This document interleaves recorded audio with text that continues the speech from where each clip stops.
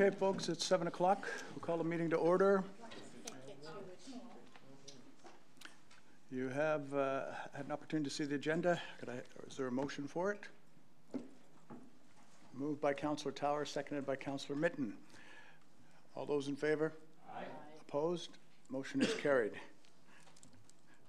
Question period. Questions from the audience, please.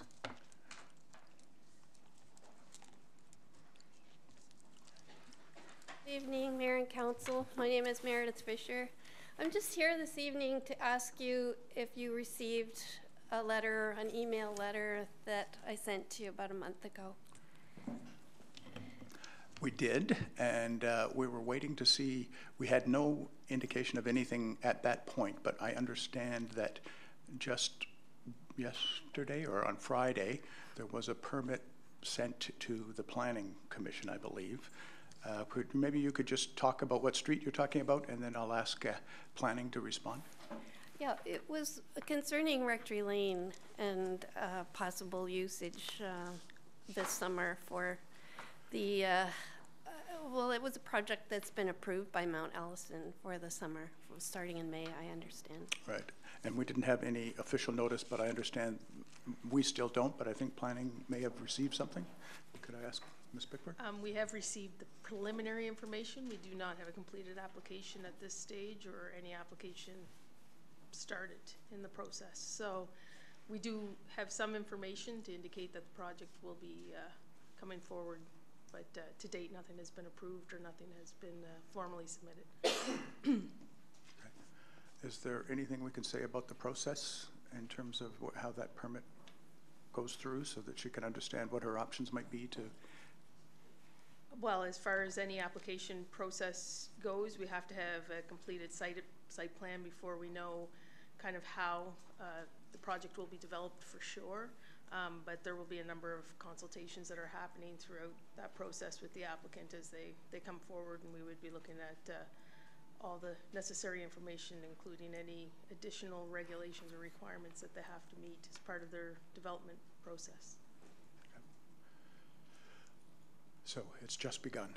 Okay. How soon could I anticipate knowing, I guess?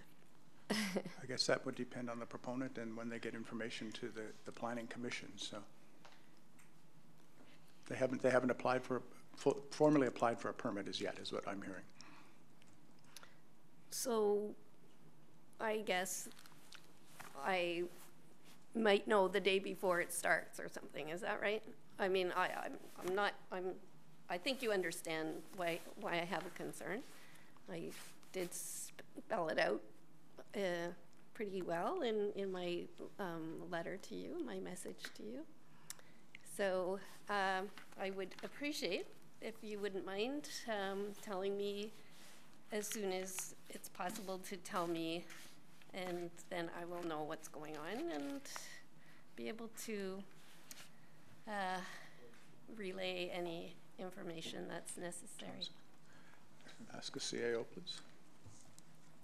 I'm not familiar with the project, other than I know Mount A is interested in proceeding on a project that will be in off Rectory Lane.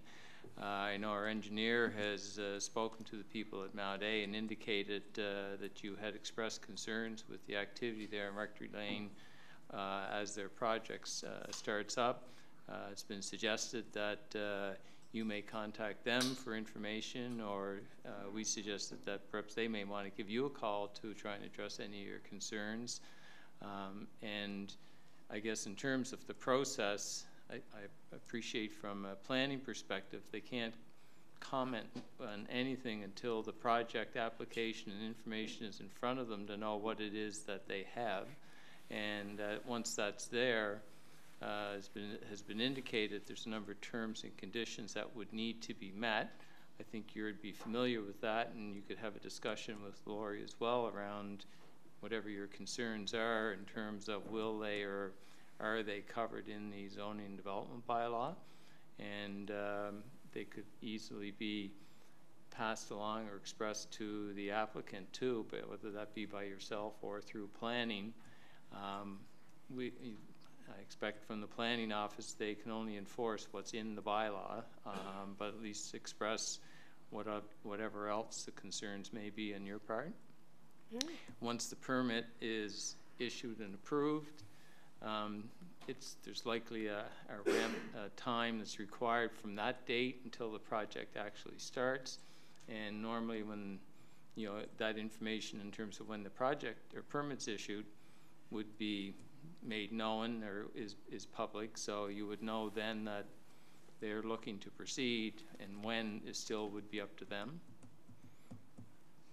I guess, interestingly enough, that you didn't know anything about it, I had to read about it in the newspaper too. So I guess I'm curious to know, as a citizen of the town, why would I have to approach the university, and why wouldn't there be someone officially from the town whose interest it would be when using a town street to do the I guess the communication that was needed to figure all these things out on behalf of the citizens, I guess, that live in the area. I understand what you're saying, and thank you for explaining that to me.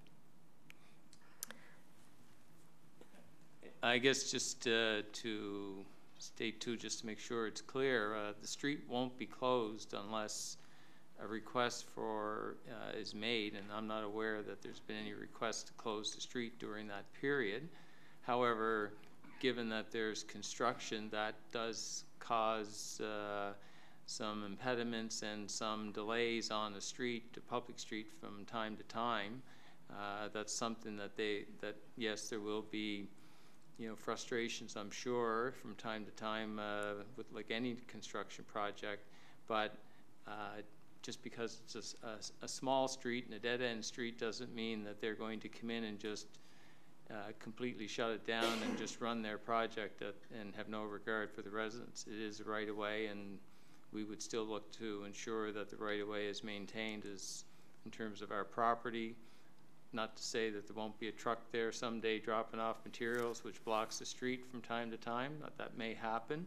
And I expect their project, like other projects that they've done down there, they will likely rely on using their parking lot to a large degree to drop things off, but I don't know that for a fact. That's something that may come out as the project unfolds with the planning office.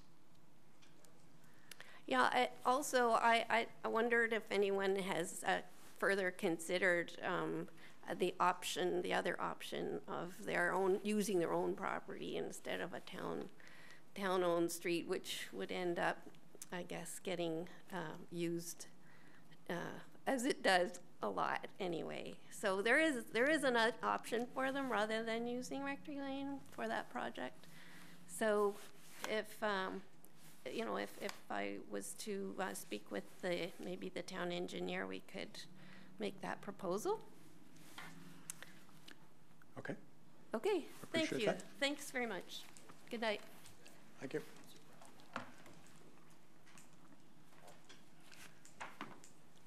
Your Worship, I had a question that I would like to ask Dwayne. The last council meeting I was at, Dwayne was discussing the culvert there at Crescent Street under the railroad. And he said that they couldn't get the cameras through it to video it because it was too collapsed. Well, I just wanted to know, in the Marshlands Act, which is part of the marshland in Sackville, you can't impede somebody else's drainage. You have to let them maintain it or maintain it yourself. Now, why wouldn't the railroad have to fix that drainage that he said that they won't do? That's what I was. Mr. Acton? Thank you, Your Worship. First of all, it was not a video camera that was put through. It was a flusher truck that was trying to flush out any sediment that was in that culvert to improve the drainage, and we did not video it as of yet. We planned on looking at that at a later date to see if we could video it, to see what the potential obstruction was, but at this point, we flushed it from both ends, and there appeared to be some type of obstruction to prevent the flusher nozzle from going all the way through. Do not know what that is at this time. Once we know what that is, then yeah, we could have further discussions with CN if that was creating a problem, but we don't know that information at this point in time. Well, why wouldn't we have got it done where we're looking at going ahead with this project? Wouldn't that be one of the engineering feats to see what the problem is so that you could tell us instead of waiting until after?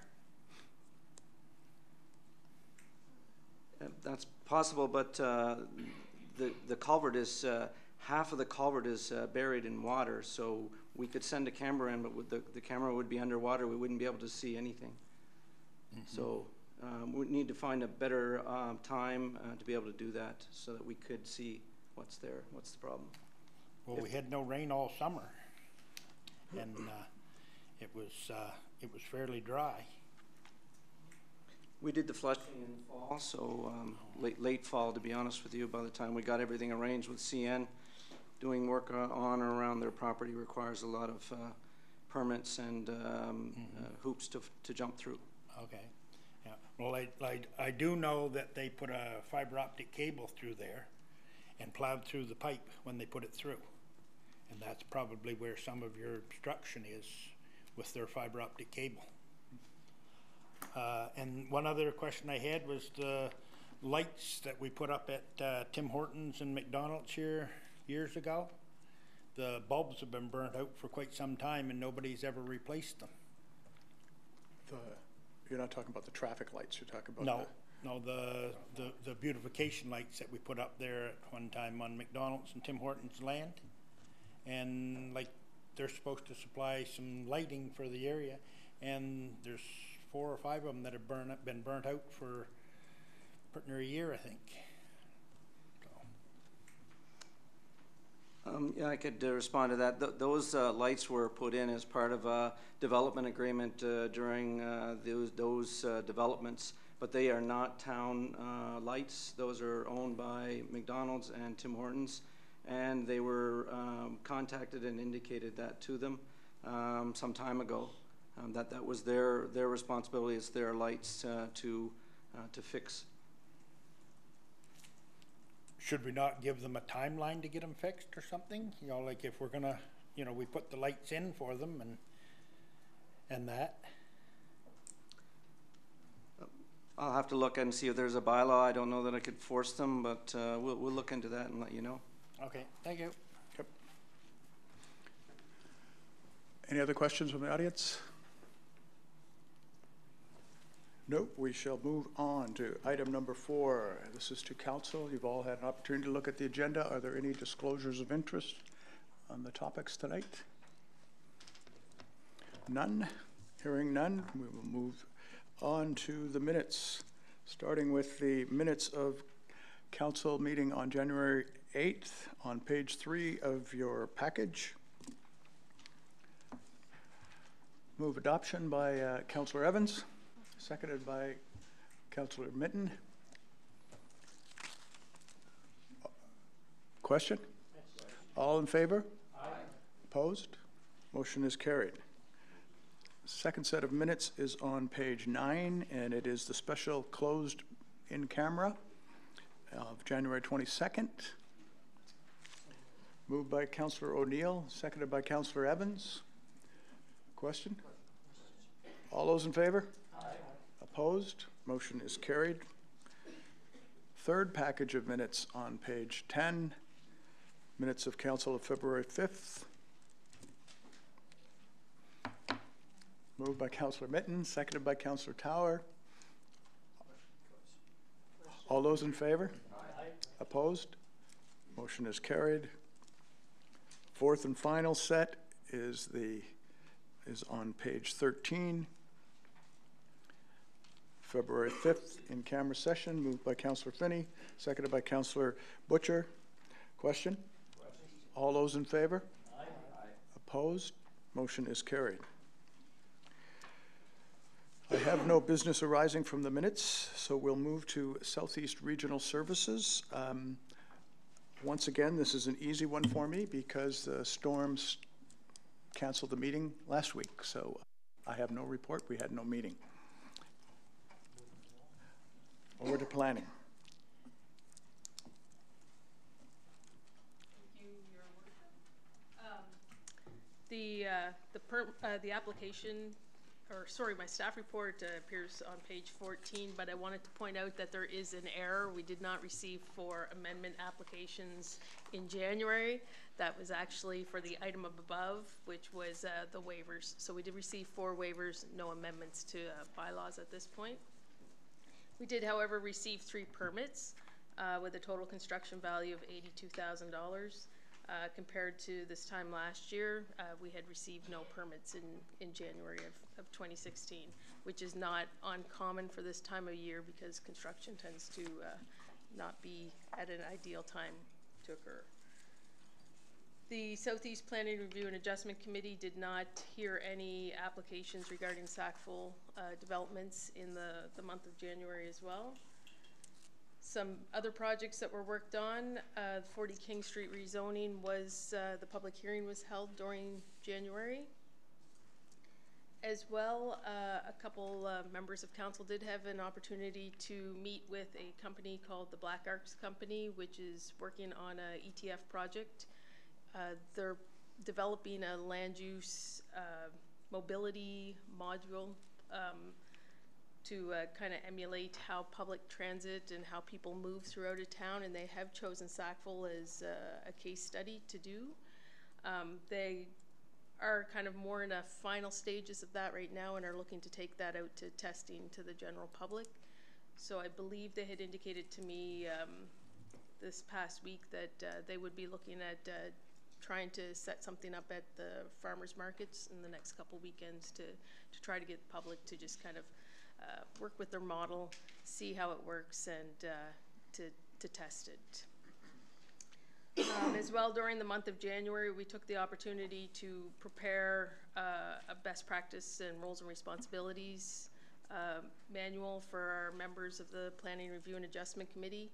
The committee also decided that they wanted to meet to get a refresher course on their roles, as well as to discuss the overall operation of how they've been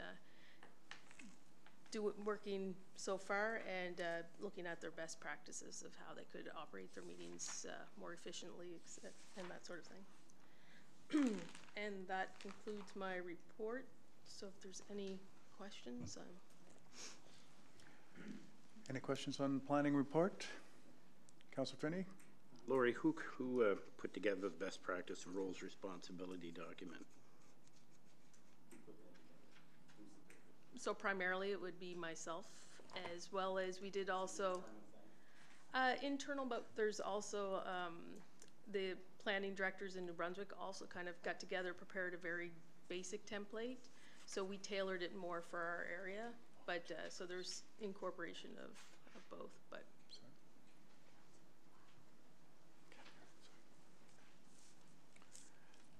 Any other questions? No comment on the video game from either of our councillors? Pardon me? I was asking if there was any no comment on the video game component from our councillors who got to play. Yes, who attended the... Attended, excuse me, attended, yes. Sure. Deputy Mayor? Thank you, Your Worship. What this was essentially, it looks like on the screen, it looks like a map of Sackville. And what it allows us to do, if you wanted, for example, to move a school somewhere, it would calculate what roads were needed, how movement patterns through the town would change, and it would calculate the costs associated with doing that. So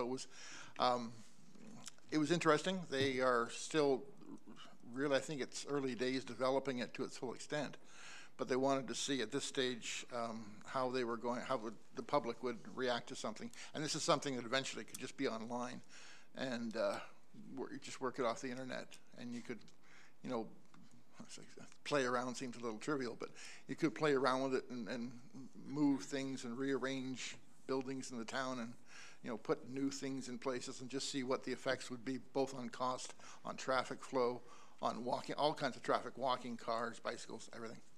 So it was interesting. It's got some possibilities, but again, it's in early stages, I think. I would just point out that this was funded by a grant that the Regional Service Commission went after from the province, and the Regional Service Commission thought that Sackville would be the best place to try this out as a new technology. So we haven't been directly involved in it other than through advisory through the Planning Commission. Okay.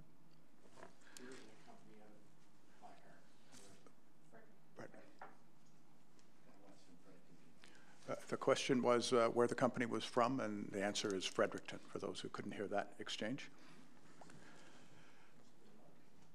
Okay, any other questions on that? If not, we have dealt with an issue for the last couple of meetings and said we would bring it up today. So there is an opportunity now to move a resolution on the matter at King Street, and I would ask if there is a councillor prepared to make that motion. Councillor Black?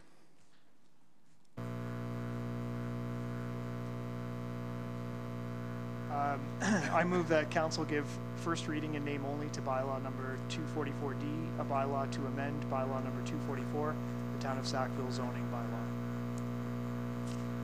Moved by Councillor Black. Seconded by Councillor Evans.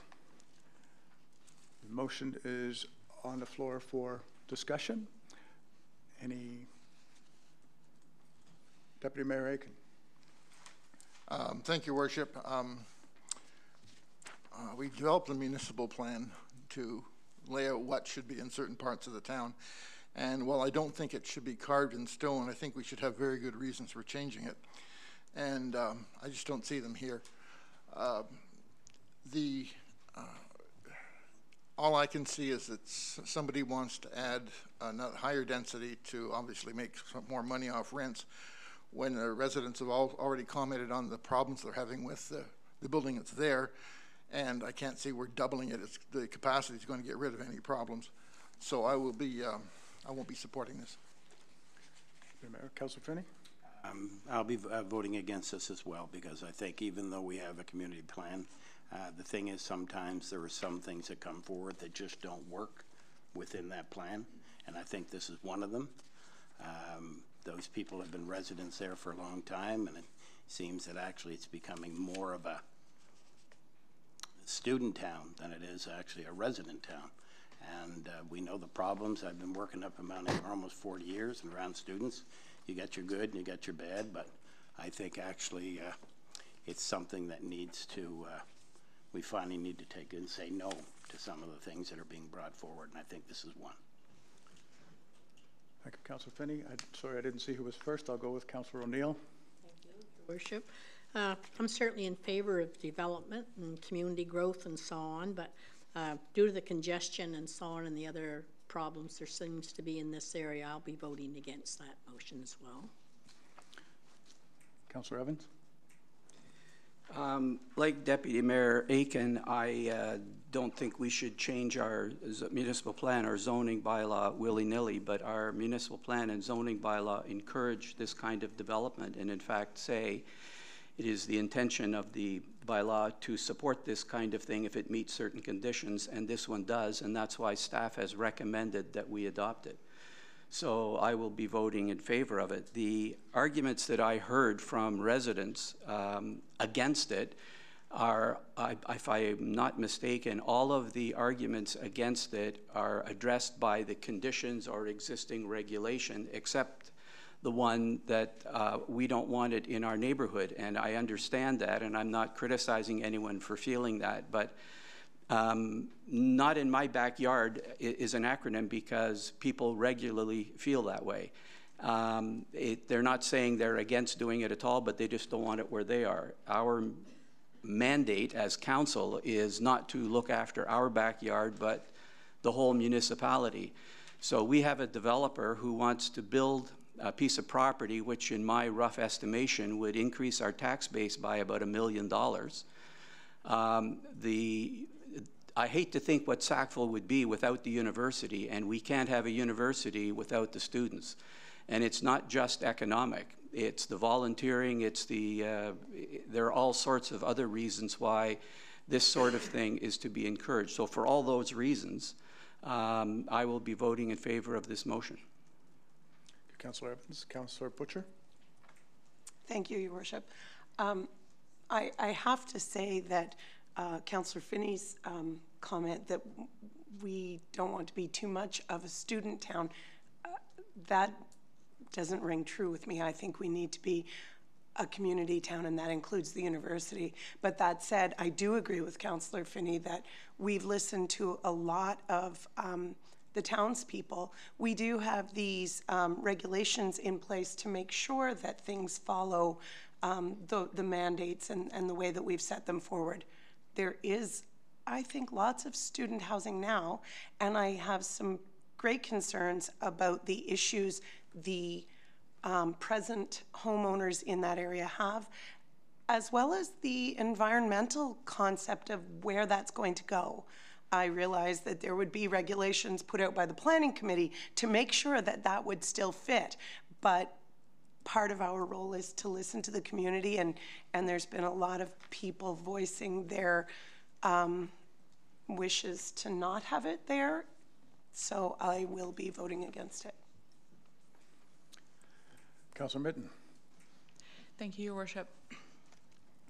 I have been conflicted about this vote. I am going to be voting yes at this first reading because I want council to debate this and think about this. I recognize that there are potential issues related to the environment and the stream near the property. If the current laws are followed, then it should be okay. I know laws are not always followed, but that's a different issue. The same applies for noise bylaws and those types of issues that are a concern to the local residents. If the laws and regulations that we have are adhered to, there shouldn't be a problem. Again, I think it would be naive of me to think that there would never be noise, but if we can enforce our laws and regulations, then the issues should be minimized. And I do wonder, I know we have a community partnerships committee. I wonder if there could be more engagement with that committee in that neighborhood. There are many reasons why this rezoning could be a good idea. It fits with our municipal plan, which was recently reviewed in 2016, and there's a goal of increasing diversity of housing options in Sackville. The goal is about 5% a year, which we haven't met, to increase the diversity and multi-dwelling. It provides affordable options that aren't single-family dwelling options. And these are important for students as well as young adults and seniors and different people that live in our community. We also do need to consider the benefits of developing close to downtown, making amenities walkable and accessible, and finally, contributing to the tax base of our town.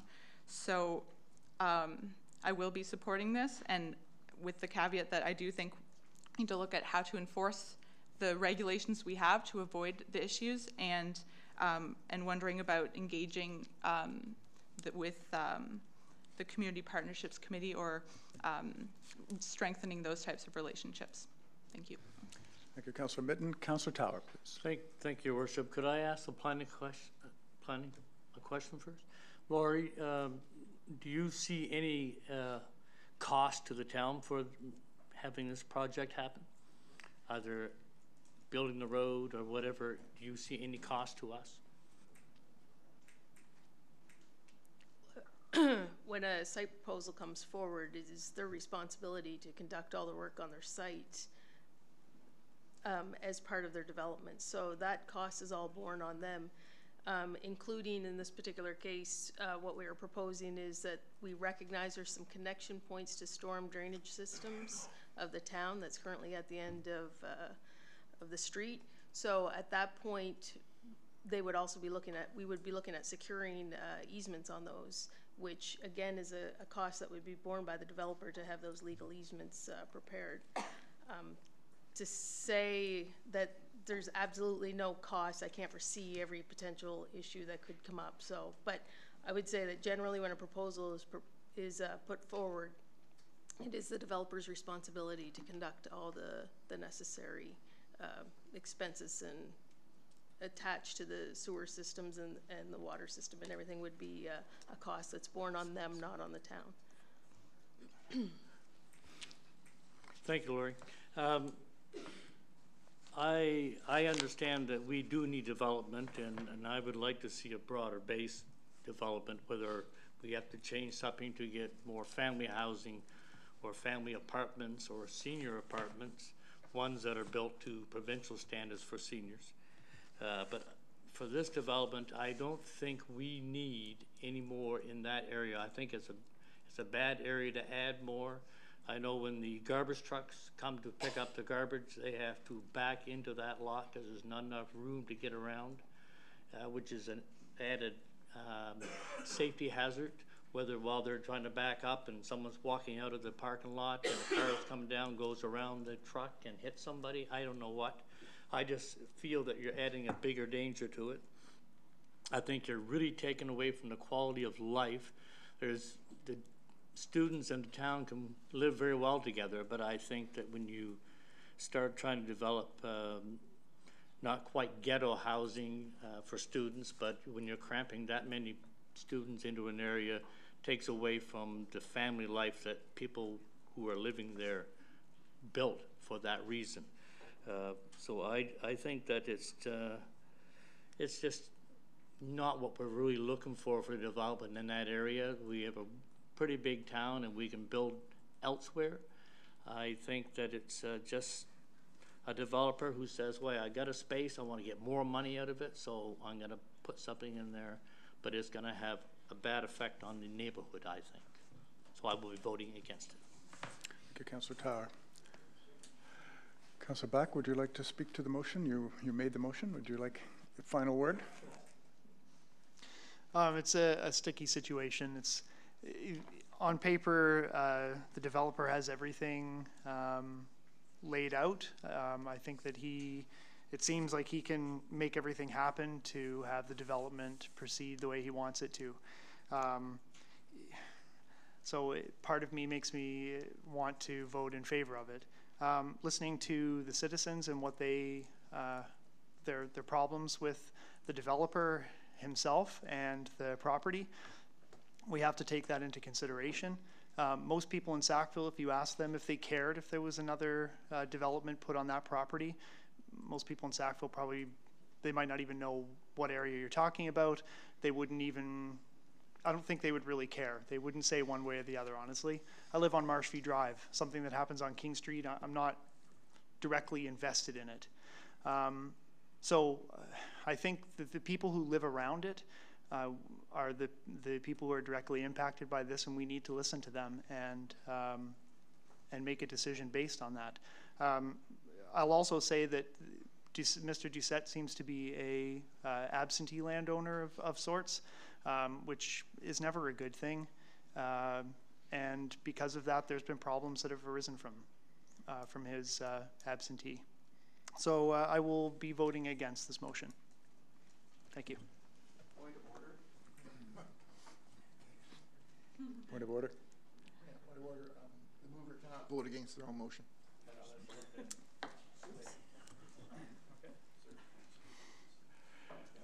Yes. Right. So let's remember, this is for first reading, and first reading does not mean second or third. So it is for first reading, but I will call, Councillor Evans, did you still wish to speak there, or your light's going, that's all? Oh, sorry. No? Okay. Okay. So I will call for a vote. All those in favor of the motion? Aye. Can we have a show of hands, please? Councillors Evans and Mitten. Those opposed? Motion is defeated. Thank you. Thank you very much. We move on to proclamation.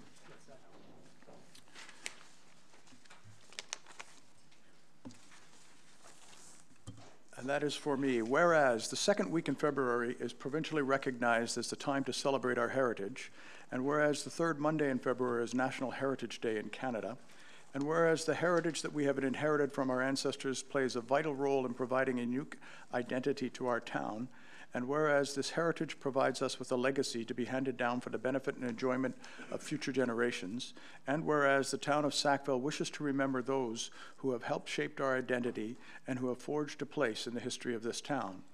Now, therefore, I, John Hyam, Mayor of the town of Sackville, do hereby proclaim the week of February 12th to 19th, 2018 as Heritage Week in the town of Sackville, and Monday, February 19th, 2018 as Heritage Day in the town of Sackville, and urge all citizens to support and participate in heritage activities occurring throughout the town.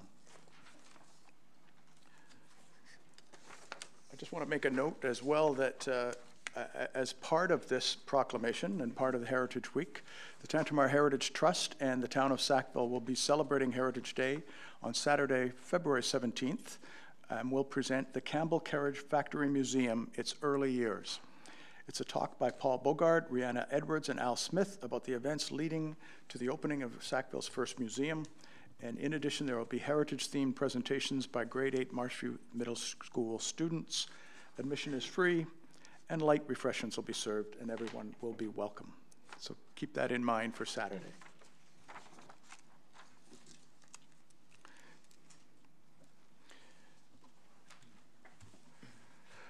Mayor's report, still myself. A few things to note.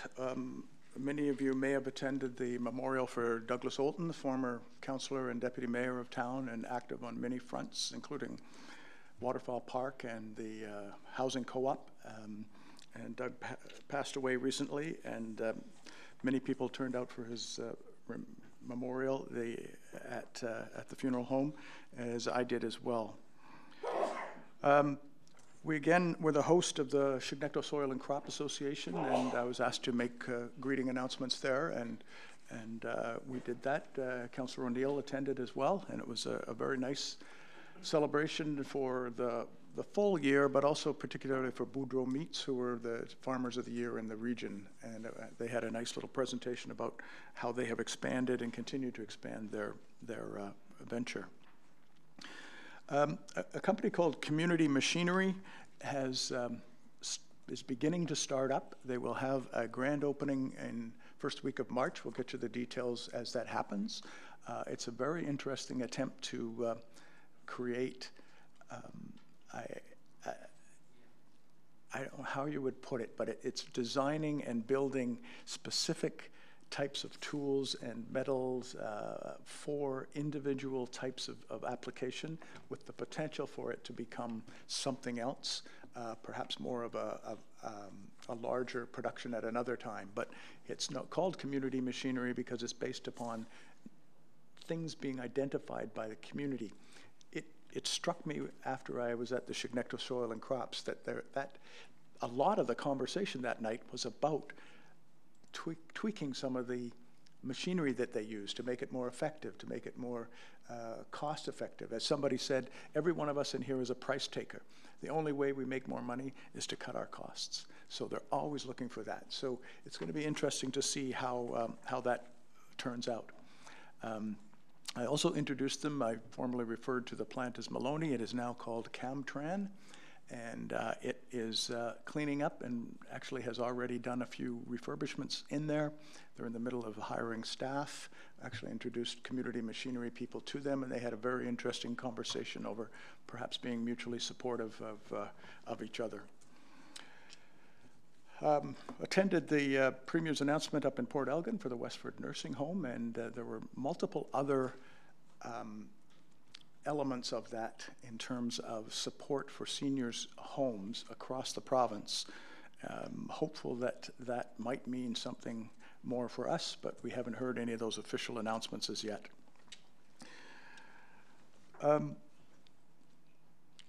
Schools 2020 has suggested, I participated in a meeting and in a phone call on that, and the principals have gotten very, very active in terms of addressing the underlying pedagogical challenges of education. What has to happen in the manner of which teaching occurs and how you teach. which will then lead to some of the elements of form and function that we've talked about earlier, about new schools and replacement of the schools and how education will happen. I expect that we'll hear more of, instead of Sackville Schools 2020, it's probably going to be Tantramar Education or something like that in the next while, because they want to include linkages to the schools outside, for which there are natural linkages as they all become Titans at some point. So that is getting strong departmental support from the Department of Education. They are kind of a secretariat to the task force, a local group, including the principals, myself, and a couple of people local, mostly out of the university, trying to move forward some of those elements to where it could take place and some of those more detailed decisions could happen. I attended Zone 2 on Saturday, and many of our local governments joined us there. I was pleasantly surprised with the new head of the Union of New Brunswick Municipalities who attended. Very on point, very succinct, very detailed in terms of what she felt her mandate was and what she was able to do. She reported on the fact that our resolution that was passed at UMNB about the low-level lightings that had been put in at NB Power's urgings, yet the costs were still the same. We were being billed the same for it. She attended, due to that resolution, she attended the rate hearings of New Brunswick Power and asked the board to order that the costs of those lights should be reasonable and reflective of the actual cost, not of what NB Power wishes to charge. So there you go. It started here, and hopefully it'll work into some actual savings. In my discussion, we all asked about things that we were talking about. She noted that the McKendy report that we had some difficulties with is now being asked of local government. It was done through consultations with regional service commissions about what the future of regional service commissions should be, and it didn't talk to local governments. She now is taking that around to local governments, asking for their views on that report, which is again something that we had asked in a resolution. So again, having some effect, and I guess that's why I liked that she was following up on the things we'd suggested. I raised the topics that we had raised with the province in light of the assessment letters that we exchanged with the province, which we'll also have on here soon, I believe. But they opened the door that we would go back for the things that we identified in terms of the cost recoveries to local service districts and the problem of students not being counted in our population. Afterwards, several of the local service districts or smaller towns came and said, we have exactly the same problem. So they want to participate in any effort that we end up with in terms of the highways, the cost of responses to the highways, including, in most cases, provincial highways. And they're very concerned about it, and we're glad to hear somebody was talking about that. So after that, I came back and same day, and I did meet the president and vice president of the Mount Allison student unions about the topic of the equalization formula not including students in the population. They are now fully aware of what the issue is and will decide how best they can support us. They may take it to a broader forum. They may simply provide a letter of support that they believe it's the right thing to do, and understand that it'll be some tricky negotiations perhaps for it to happen, but it's the right thing to do, especially when it was pointed out that while they're not counted in our population, apparently the Dorchester inmates are counted in Dorchesters.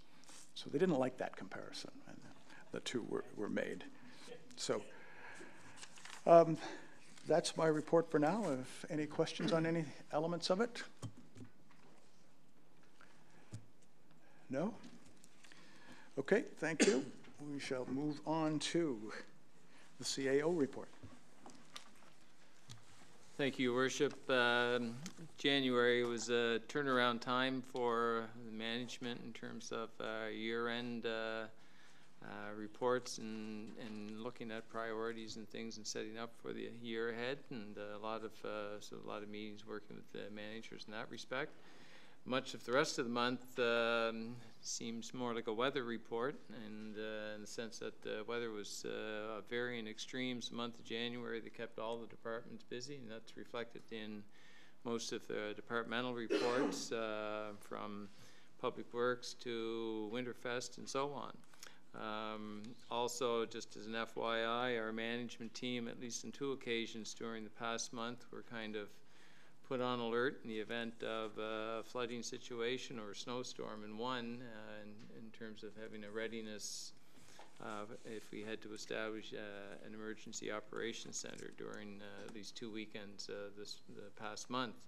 Fortunately, that didn't have to happen in our area, but it did in a couple of other areas throughout the province.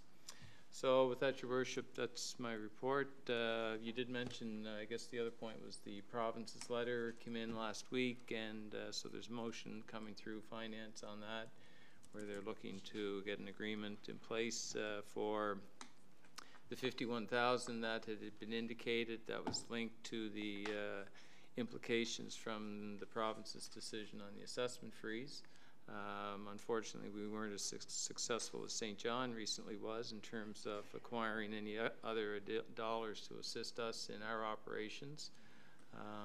However, we do continue to remain hopeful that something further will come from our discussions on the equalization grant discussions, and we'll be bringing that information back to council in the not too distant future. We're still waiting on a response from the province of a meeting date, although we do recognize they too have had a number of busy weeks of work getting underway here in the new year too, with the reviewing of borrowing, et cetera, from all the municipalities and the different budgets that we've all submitted. So with that, that's my report, and don't know if there's any questions that council may have.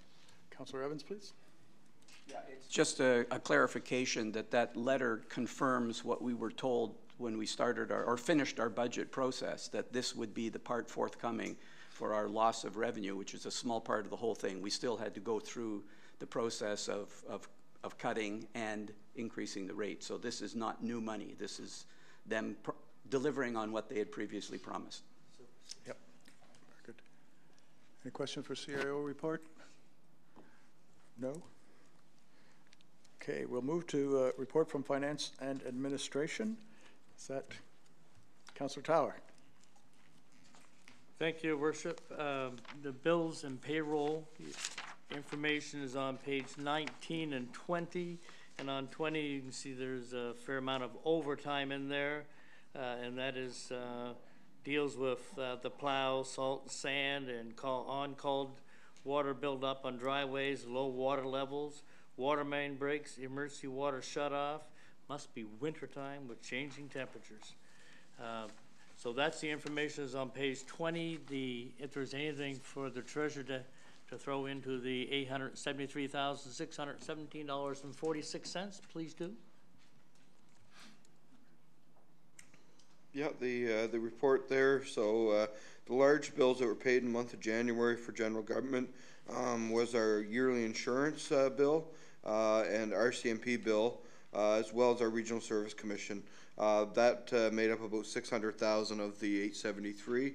On top of that, there were regular power bills, our garbage, and other items.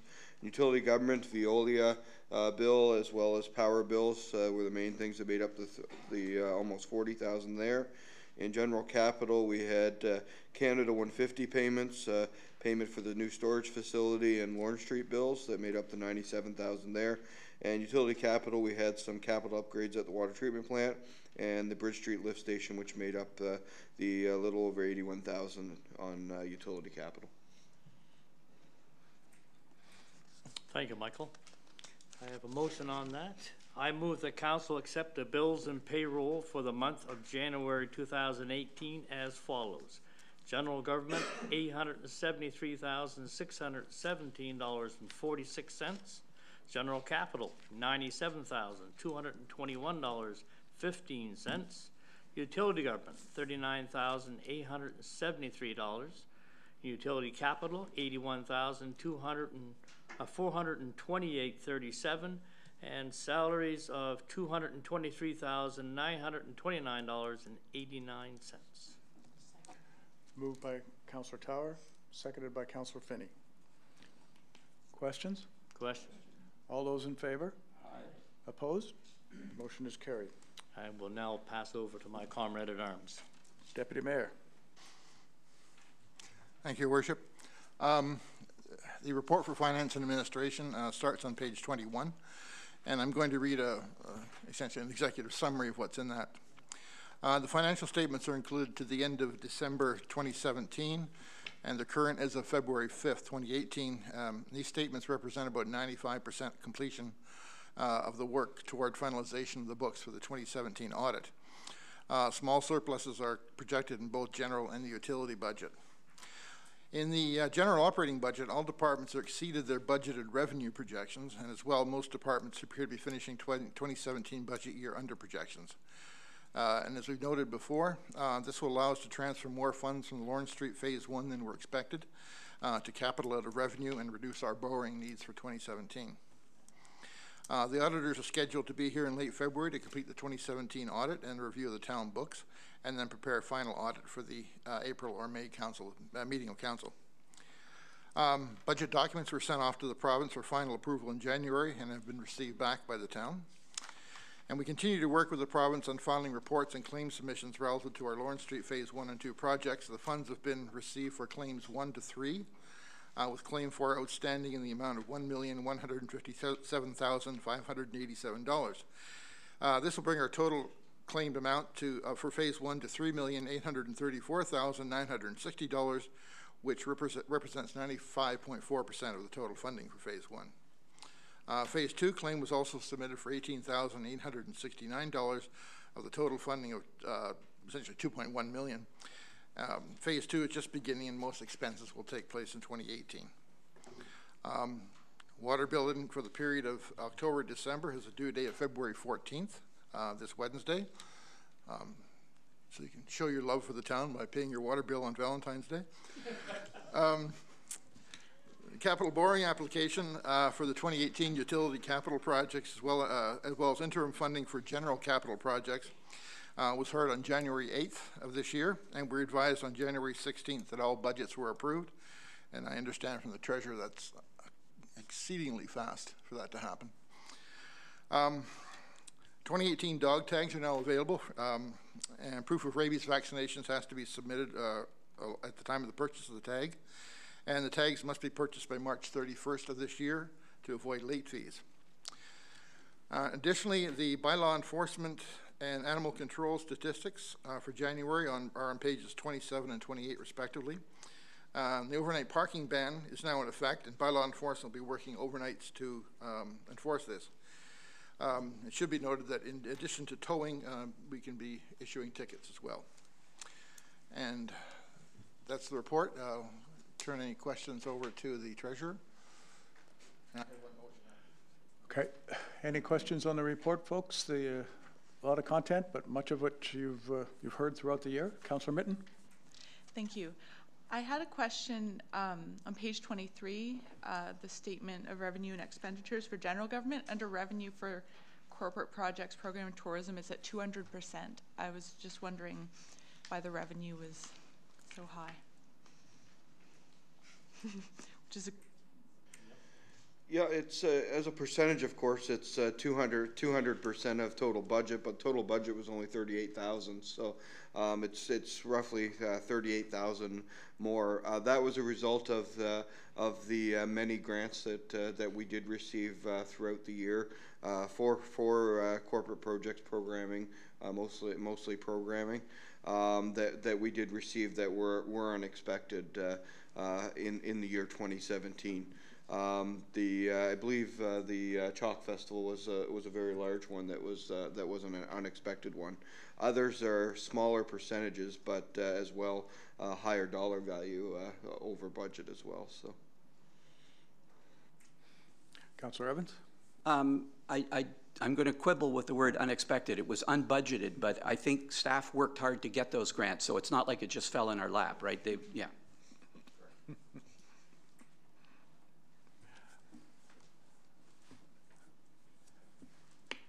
No other? We'll move to motion. Deputy Mayor Aiken. Thank you, Your Worship. I move the council authorize the mayor and clerk to sign and seal the funding agreement with the Regional Development Corporation, identified as project number 10698, to help compensate for the loss in tax revenue caused by the 2018 property assessment freeze.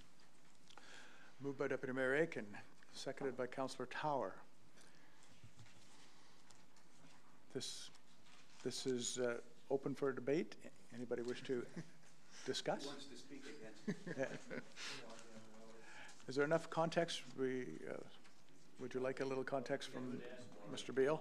Mr. Beal, could you just, I think the CAO's referenced it, but perhaps you could just. Yeah, the amount of the agreement is $51,854. That was the financial assistance portion that was provided to certain municipalities at budget time. That was the amount that was calculated by the province of New Brunswick that Sackville lost due to the assessment freeze that took place.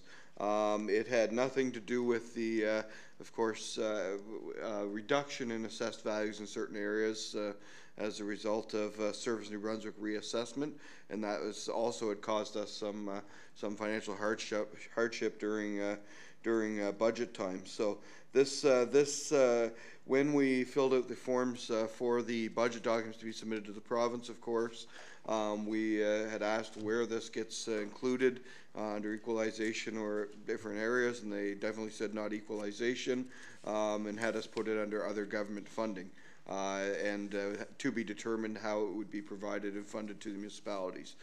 So last week we received this agreement that was their form of how they were going to distribute the funding to the municipalities who qualified for the special financial assistance, and that would be through the Regional Development Corporation. Thank you, Mr. Beal. Councillor Evans? Yep. I just want to take this opportunity because I'm sure there are people listening or watching who aren't here. And the treasurer alluded to this, but our assessments were reduced by a significant amount of money, and depending on how you do the net, we're looking at around $9 million.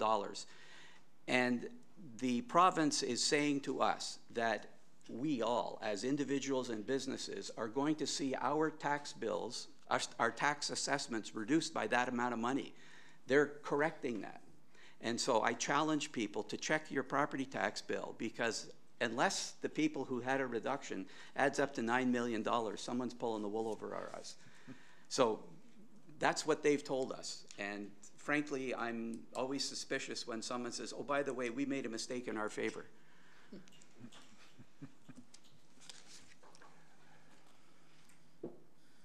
No other comments? We'll call for a question. All those in favor? Aye. Opposed? Motion is carried. Thank you, Deputy Mayor. That's it for you. We move to item D. Who's starting? Deputy Mayor, you'll start. Tourism Business Development. Thank you, Your Worship.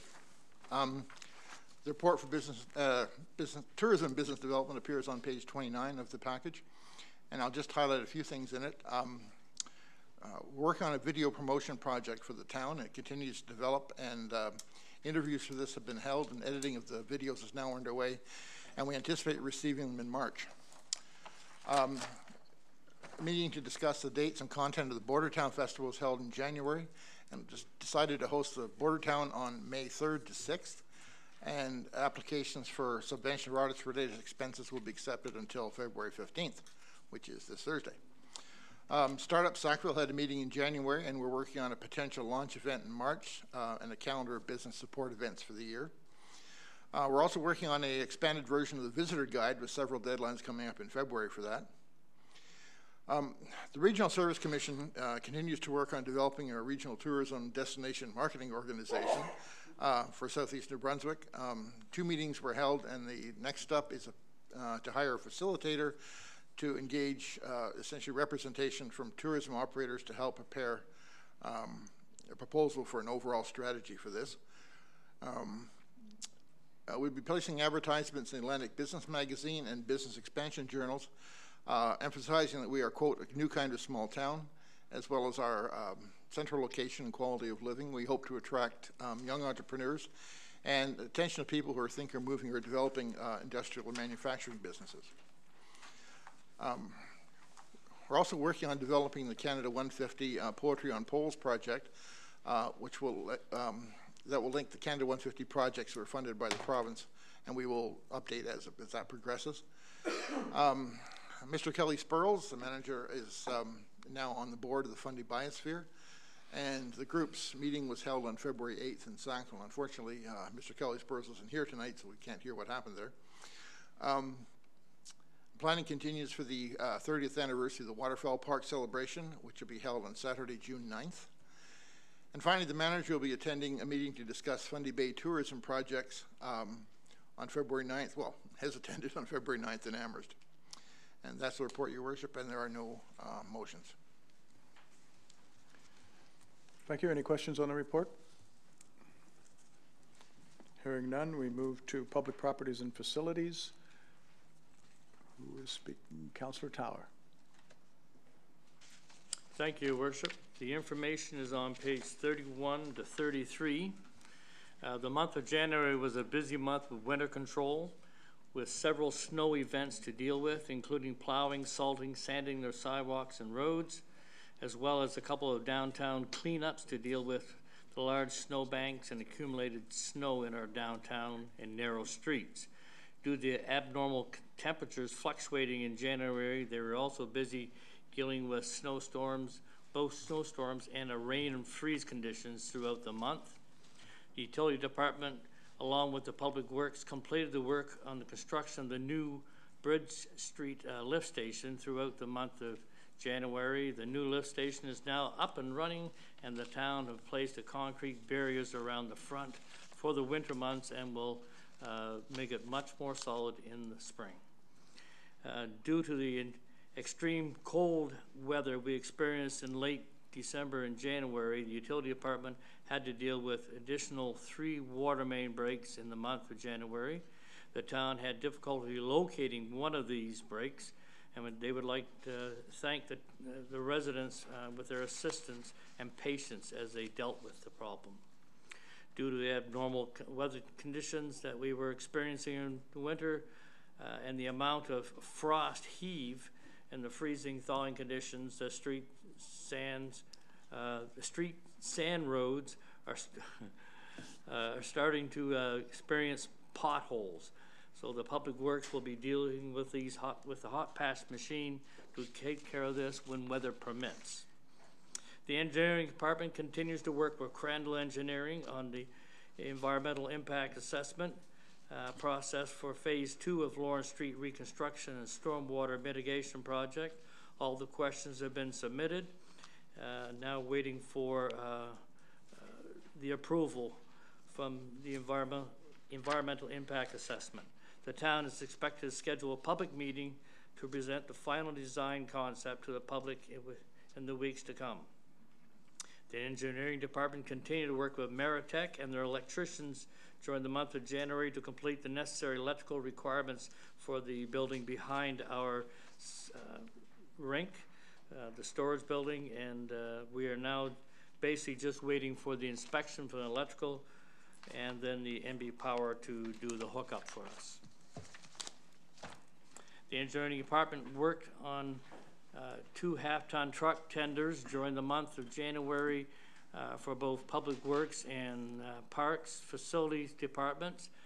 The tenders were closed, evaluation during the month of January, and the details and recommendations were presented to us last Monday, and there'll be a motion coming through, or motions coming through tonight on that, and we'll have more background presented to us at that point. The Engineering Department and Public Works Department have been evaluating various options to deal with the unexpected repair to the front axle of our 2010 rubber-wheeled excavator over the month of January. Details were presented to us, and there will be a motion coming as well as some more information tonight. The the Memorial Civic Center is part of the capital budget for facility maintenance of all town-owned buildings. The Civic Center was scheduled to have a compressor overhaul completed on the compressor number 1 in 2018. Staff have worked with the contractors in the region to get a quote, and they were able to obtain the lowest price from Simcoe Refrigeration, who installed our compressors and have done all the maintenance and the plant since it was new. A motion will be coming through tonight on that. The second half of the Wayne Hicks Classic Hockey Tournament for the Atma and Pee Wee age players was played on February 1st and 4th, and even though the weather did not cooperate, it went off smoothly. So many thanks to all the volunteers for that. The Mount Allison women's varsity hockey team have finished their season and will be using their ice for the next couple of weeks to do some recruiting and to give the players some pickup hockey time.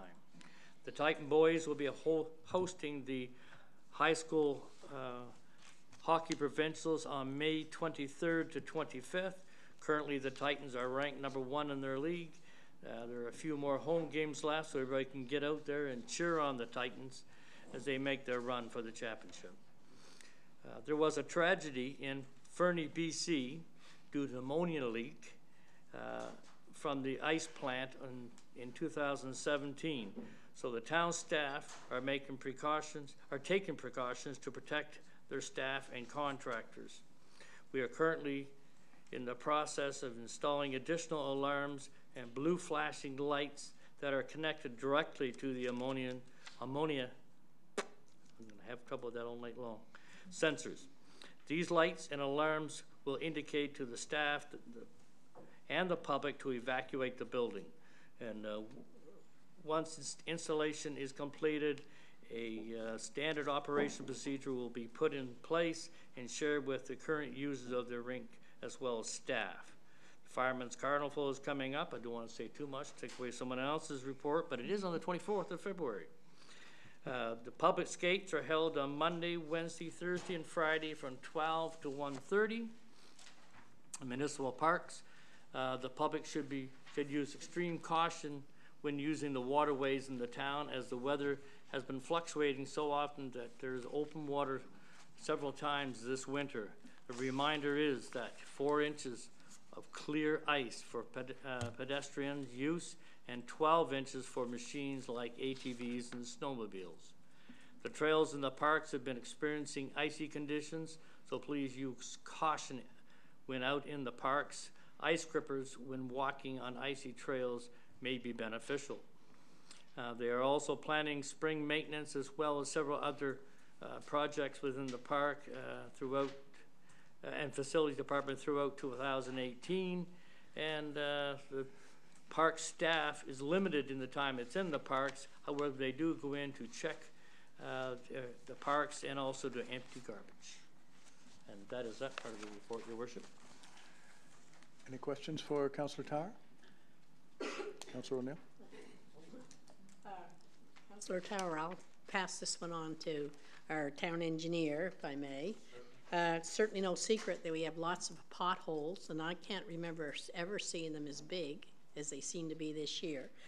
I guess my question, I know that you put your hot stuff in the holes. Is it tamped down or just shoveled in? Because it just, I see where it just keeps out. You put it in one day and it's gone the next. And I know that we paid to have the hot asphalt machine or whatever, so it doesn't seem to me like it's really doing the job that I had thought it was going to do, and I don't know if there's anything else, some way that we can keep that asphalt in the holes a little bit longer than what it is now.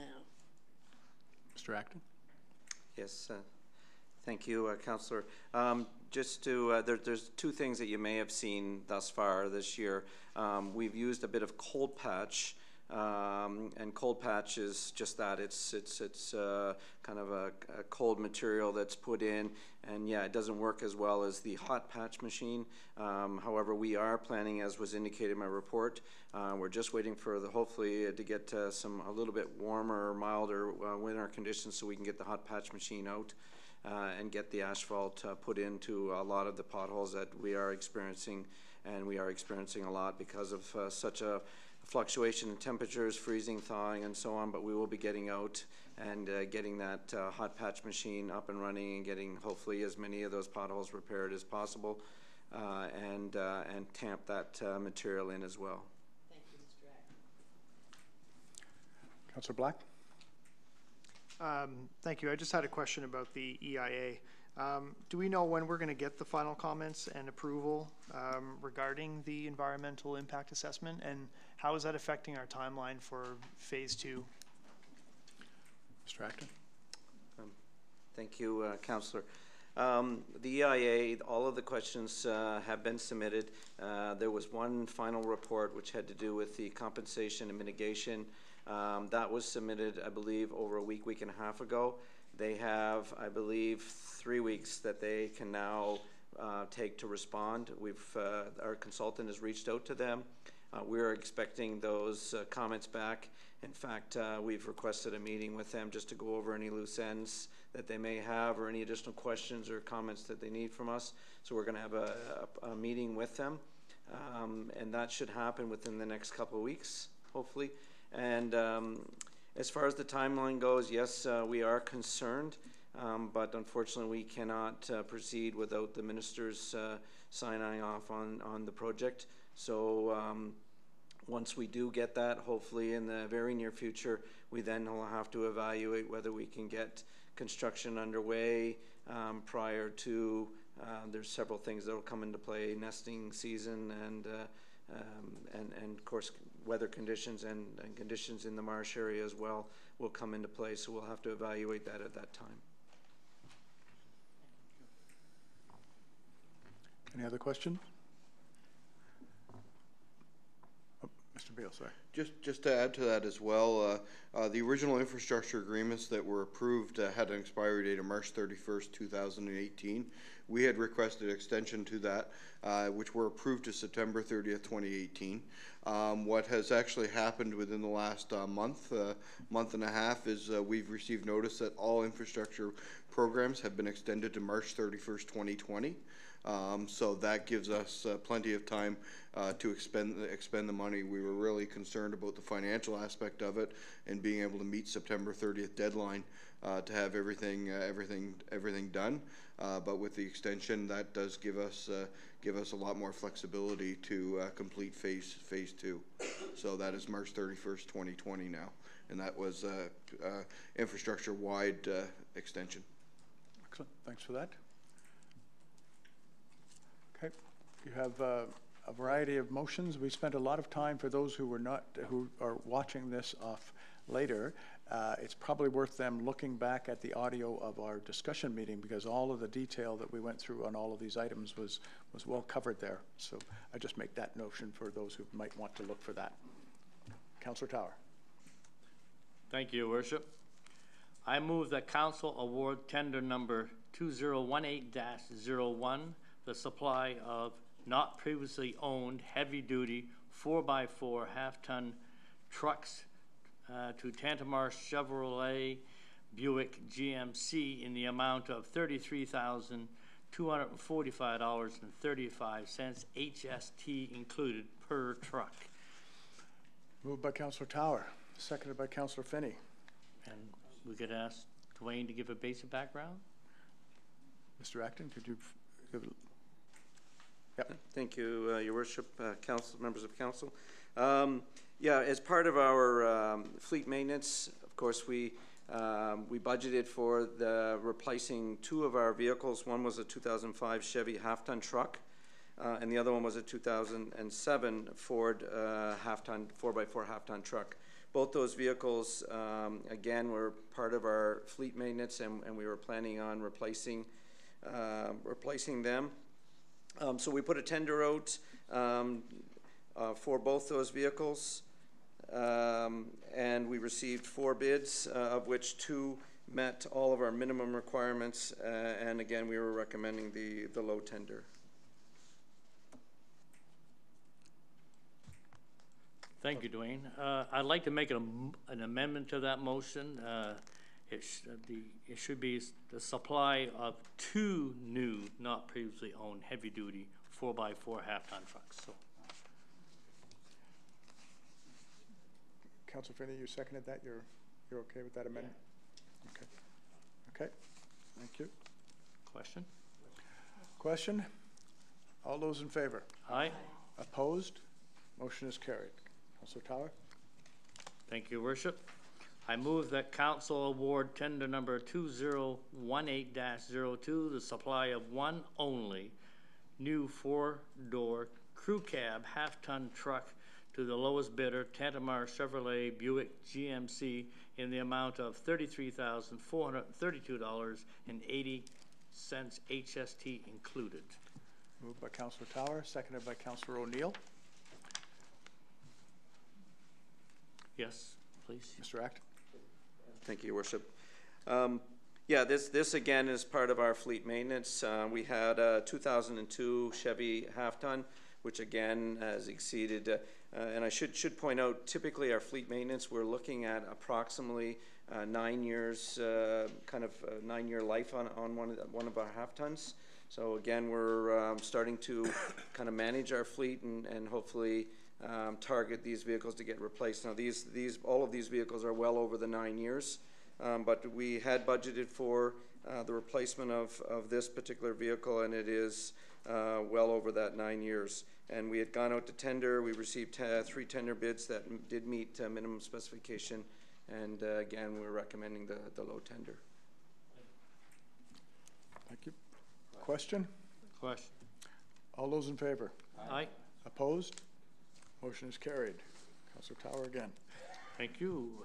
I move that council declares surplus the 2007 Ford F-150 serial number 1FTRF14W57NA67619 and the 2005 Chevrolet Silverado serial number 1GCEC14X05Z139056 and the 2002 Chevrolet C1500 serial number 1GCEC14W32Z260053 and authorize their disposal through the surplus sales to the highest bidder or other means as deemed appropriate by the CAO. Moved by Councilor Tower. Seconded by Councilor Evans. Do you have any commentary? Mr. Acton, just background on the surplus? Sure. So I know there was a question, I believe, last Monday night, just regards to surplus equipment, and the treasurer and I hadn't had a chance to really speak on that, but we have a few different options that we'll look at, putting them out to, I guess, to tender per se, where people can come and look at the vehicles and put a tendered bid in on what they would pay for that vehicle. That's one option. Sending them off to an auction such as Ritchie Brothers or equivalent is another option, but we'll look at that and deem which avenue would best suit for these surplus vehicles. Question? All those in favor? Aye. Opposed? Motion is carried. Councilor Moving Tower. right along, I move that council approve the overhaul of compressor number 1 to Simcoe Refrigeration Limited in the amount of $7,876.35, HST included. Moved by Councilor Tower, seconded by Councilor Mitten. Todd, would you like to give some background, please?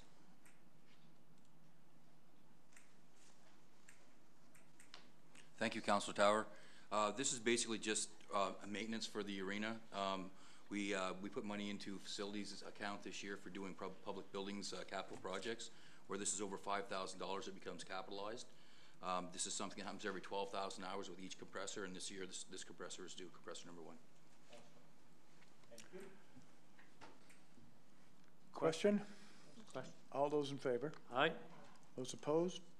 Motion is carried. Mr. Councilor Tower. Okay.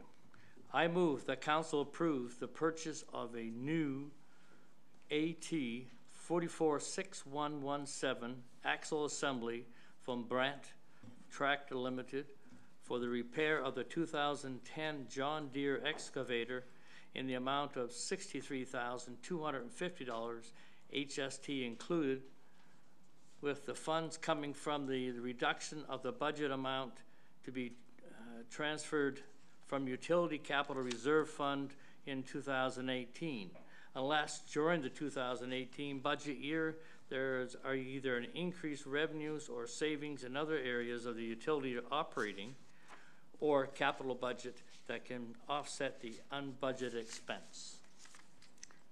Moved by Councillor Tower, seconded by Deputy Mayor Aiken. And now Dwayne will definitely draw upon you. Thank you, Councillor Tower.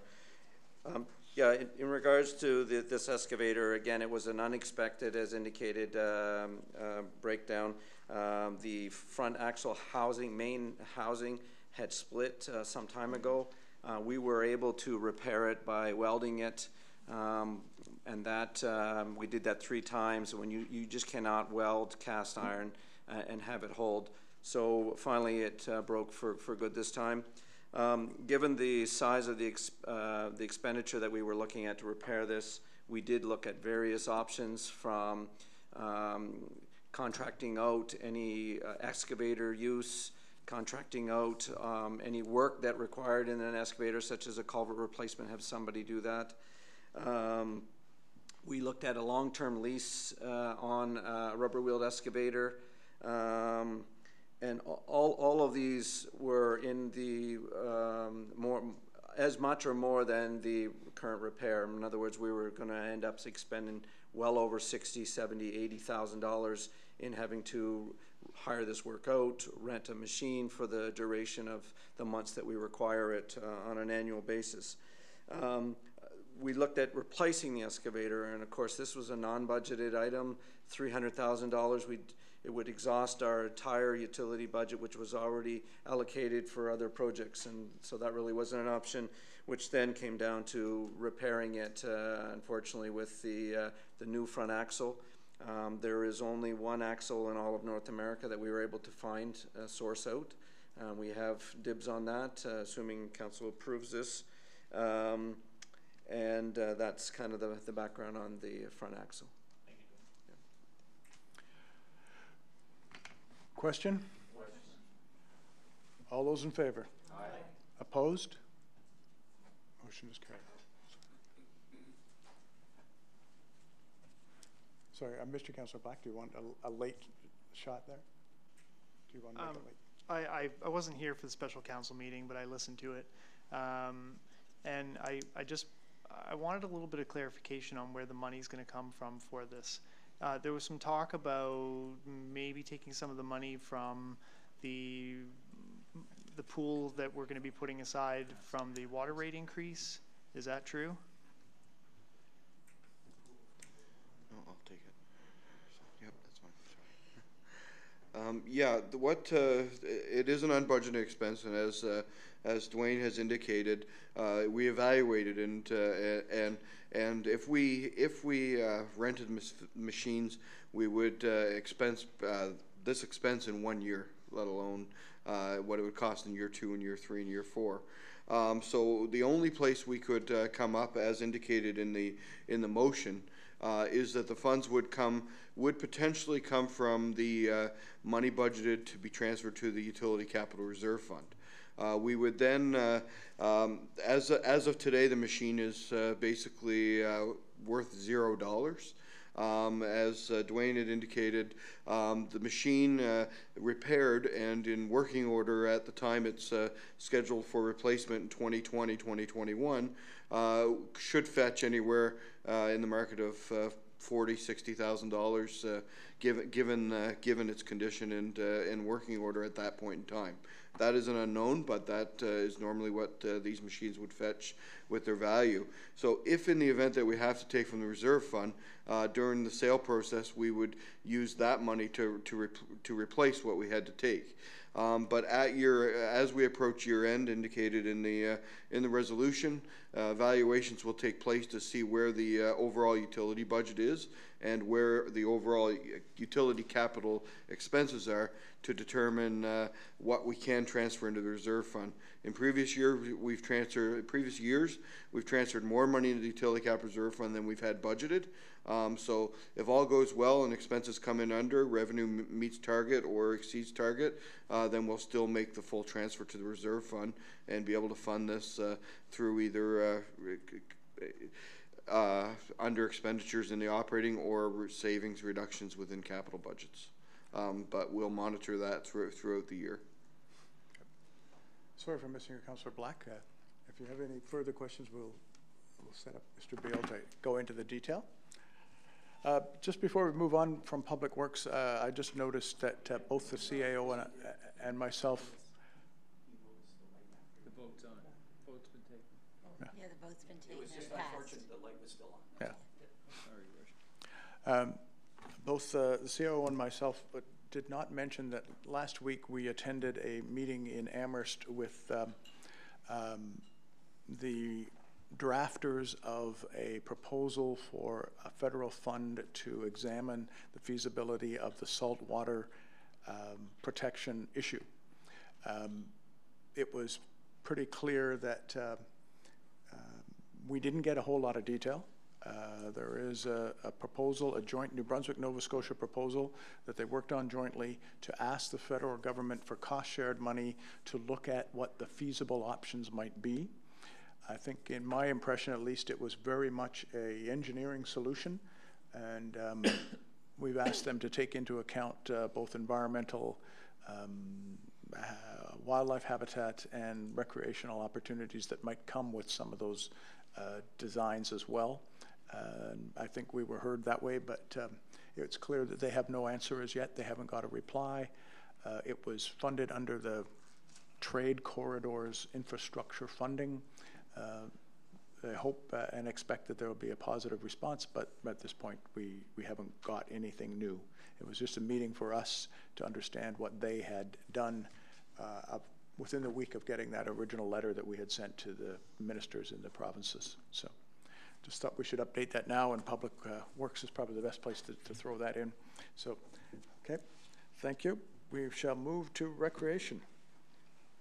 Councillor Butcher. Thank you. So the report can be found on page 34 and 35. Recreation Programs and Events Liaison Council met on the 29th of January. As of now, all our regular winter programming is underway, and the department has hired 5 student trailblazer coordinators. So we'd like to welcome Griffin Quigley, Ehsan Nouri, Lisa Hanselman, Dallas Steen, and Molly McMillan to the team. The Sackville Sports Wall of Fame nominations have been received, and the Sackville Sports Wall of Fame Board of Directors would like to announce that in the builder category, the inductees for this year are Earl Howe Thompson and Steve Ridlington, and in the athlete category, it's Heather Lynn Smith. The annual sports recognition night took place on January 25th after a storm delay. Over 100 local athletes and coaches were recognized for their efforts at the provincial level or higher in 2017. The 11th annual Winterfest just happened this past weekend, and we did have our family outdoor event at Beach Hill canceled due to weather, but I think otherwise we were able to do everything that was on our schedule, and I think they were well attended. A full schedule of March break activities is being planned for the week of March 5th, and the full schedule will be sent home through schools and daycares very soon. And Royal Roller Derby is coming to Sackville in the spring, so stay tuned for details on that. Staff met with the Age Friendly Initiatives group, and the council can expect an update from the group in March, and they're working towards Sackville being recognized as an age-friendly community by the province. A small committee has been struck to help with our recreation master planning process. The committee includes senior, youth, Mount Allison, sports, and trail representation. And the community development grant applications have been evaluated, and they were presented to council at last week's special meeting. And a motion to award the grants is following this report. And that is it. Any questions on the report? You have a motion? Okay, so I move that council approve the following grants in accordance with the town's 2018 operational budget. Operational, to the 1st Tantramar Scouts Group, $700. To 681 Air Cadet Squadron, $700. To Bob Edgett's Boxing Club, $3,000. To Live Bait Theatre, $7,500. To Owens Art Gallery, $750. To the Performers Company, $1,250. To Rural Rides Limited, $2,000. To the Sackville Art Hive, $750. To the Sackville Basketball Boosters, $800. To the Sackville Citizens Band, $500. To the Sackville Commons Cooperative Limited, $1,600. To Sackville Minor Baseball, $800. To Sackville Minor Hockey, $8,000. To Sackville Skating Club, $5,250. To the Sackville Swim Club, $5,000. To the Sackville Volunteer Association, the Sackville Volunteer Firefighters Association, $750. To Sackville Youth Soccer, $1,500. To Struts and Fawcett Gallery, $1,500. To Tantramar Family Resource Center, $3,000. Tantramar Heritage Trust, $5,000. Tantramar Lady Titans, $800. Tantramar Marsh Lacrosse, $1,200. To Sackville Outdoor Club, $1,900. Tantramar Seniors College, $1,000. TRHS Boys Hockey, $800. And Westmoreland Crime Stoppers, $500. Under Special Events and Projects, the Center for Artistic Achievement, $3,000. Sackville Farmers Market, $1,000. Sackville Golf Club Junior Program, $500.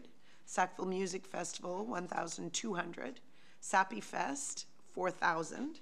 Playwrights Atlantic, $750. And under Small Capital, Marshview Middle School, $3,000. Sackville Golf Club, $2,000. Tantramar Heritage Trust, $1,000. Tantramar Marsh Lacrosse, $500.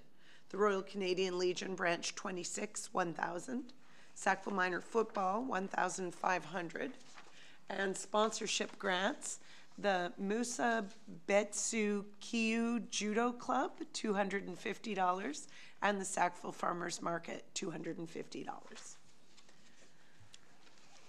Moved by Councillor Butcher, seconded by Councillor Tower. You wish to speak? Councillor Tower. Thank you, Worship. I just want to say kudos to staff on doing this project. This is not an easy one to do. Council struggled long enough, and it seems like you guys have now found a good system and looks like a fairly fair one indeed. I have no qualms of anybody getting anything done here, and I thank you for the great job. Councillor Finney. Voting against this because there are some things in here I think that shouldn't be given out because of the reasons that were given for them. And so therefore I'll be voting against this. And nothing against staff, but I really feel that actually should have been left in the hands of the treasurer. I've made that quite clear before, and left in the hands of the treasurer and a councillor, as a matter of fact. I know I did it for years, and I think it worked out fairly well. That way, some people wouldn't think that, oh, that's being given because one of maybe the managers might be associated to one of the groups, and that's not a good thing to be having out there in the community. Anyway, but I thank them for doing the best they can, but I still agree that they shouldn't be doing it. Any other comments? Call for the question. All those in favor? Aye. Opposed? Councillor Finney is a nay. Motion is carried.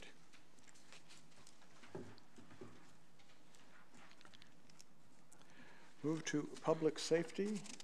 First up, Councillor O'Neill. Thank you, Your Worship. This is a report for the Sackville Fire and Rescue, and it's found on pages 36 and 37 of the report.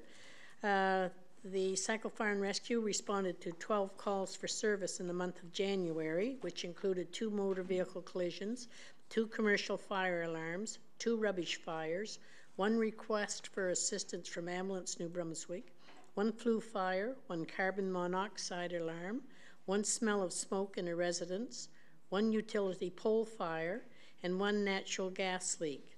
The calls to date in 2018 are down from 16 calls compared to the same time frame last year.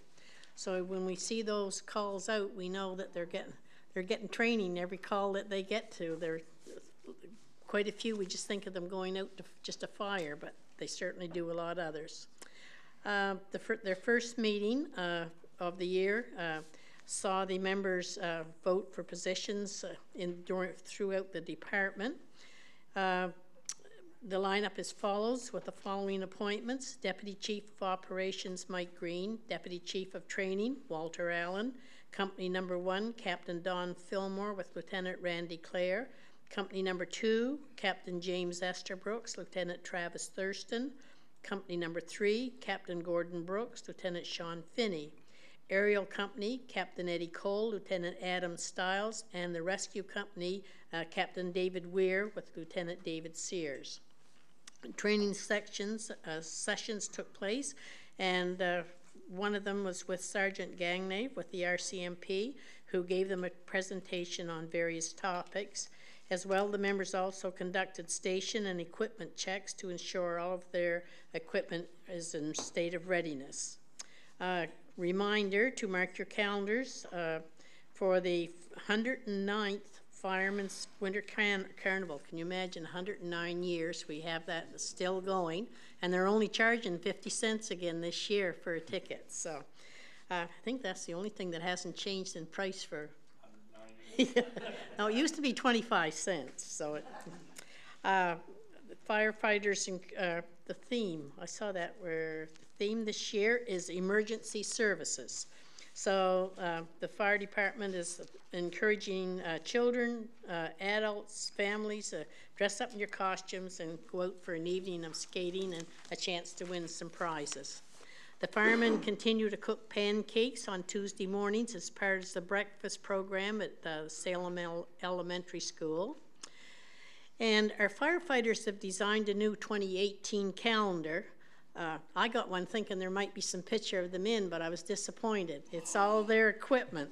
Anyway, it was a great calendar. I enjoyed it. Thanks. It really shows what the men have to work with. Keep talking. All right, I'm going to dig a hole here yet. Anyway, the calendars can be purchased from any of our firefighters for $5 each. So it's a great way to support them as their proceeds going to enhance their fire prevention program within the community. And again, the chief reminds us to make sure we have a basic emergency kit prepared to last 72 hours. And just as a point of interest, the Sackville Fire and Rescue responded to 163 calls for service in 2017, and the calls were up 27 calls from the previous year. And just sort of an overview, he has a whole list of here of what the calls all involved, but the 2 topmost calls were for service last year were 45 calls for fire alarms and 34 calls for motor vehicle collisions. So full report of the calls are on the page, report of page 37. So if anyone has any questions for the chief, I'd ask you to go ahead and ask them.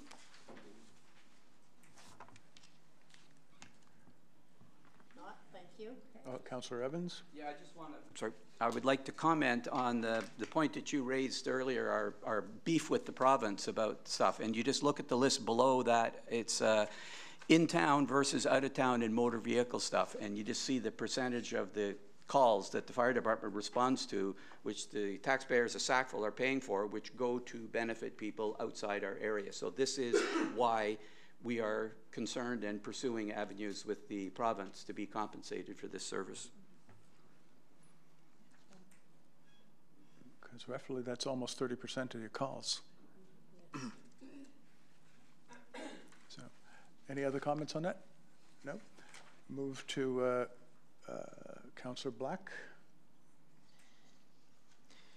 Thank you. The police report is on pages 38, 39, and 40.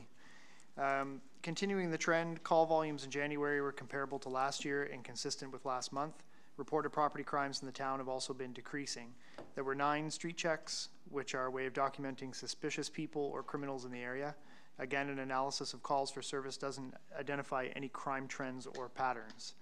Foot patrols were some of the proactive efforts to increase visibility and deter late-night liquor-related activities, and there were 13 of those. There were many school visits at 20, and that excludes the CPO school visits. There was a notable call for service that was initiated through a civilian calling in a suspicious male outside some private residences. The resulting investigation is seeing a known offender being charged with voyeurism. The CPO and some members were working on interagency planning in response to mental health issues at Mount Allison as well as Marshview. At the request and coordination of Fire Chief, Sergeant Gagne gave a presentation to the fire department staff related to various health and safety issues with a focus on driving behaviors. And in the CPO report, which is on page 39 and 40, he's always super busy. He goes to Mount Allison, Tantramar, Marshview, and Salem regularly to socialize with students, and at Mount A particularly to help with the student union and facilities management and student life office. He's involved with 7 committees, as always, every month, and his youth and adult diversion, he has 3 adult files and 4 youth files that he's been working on.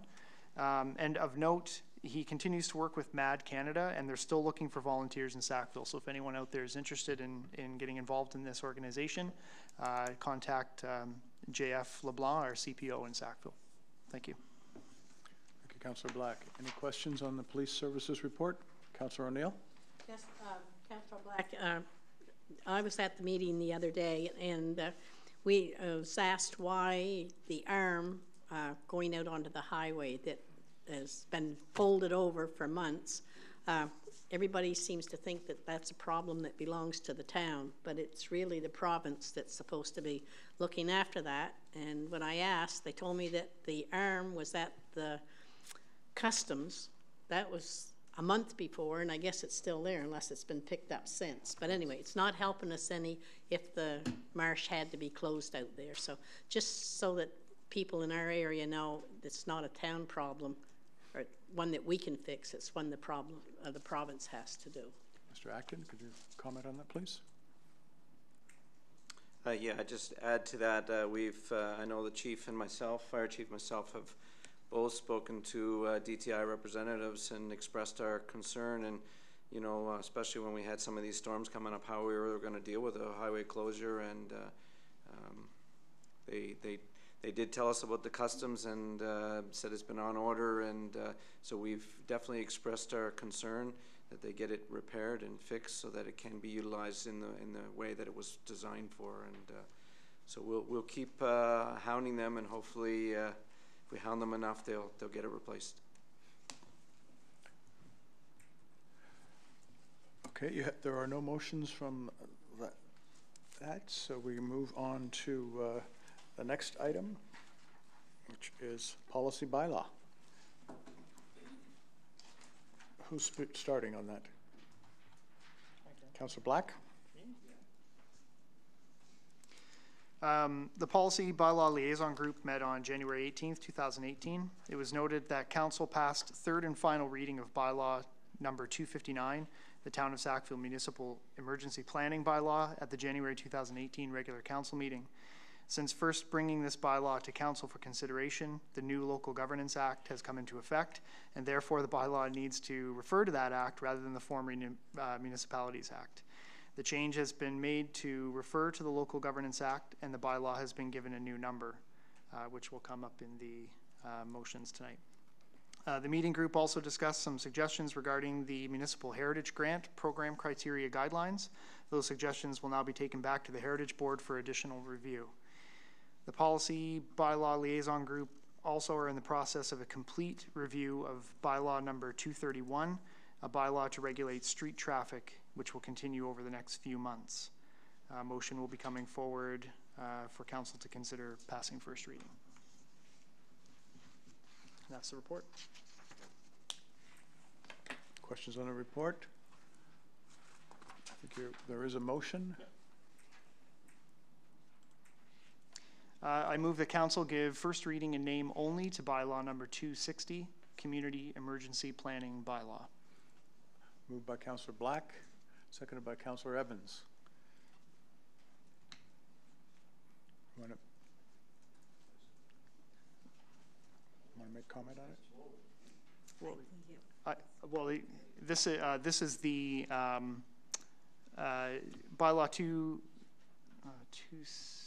is the emergency community planning bylaw, right? This was the one that was number 259, but it was referencing the Municipalities Act, but now that the new Local Governance Act has come into effect, we had to make that change, so it needed a new number. And that's, so we had to bring it back to council for first, second, third reading. Okay, thank you. Question? All those in favor? Aye. Opposed? Motion is carried. Councillor Black, there's another. I move that council give first reading and name only to bylaw number 261, a bylaw relating to council remuneration. Moved by Councillor Black, seconded by Councillor O'Neill.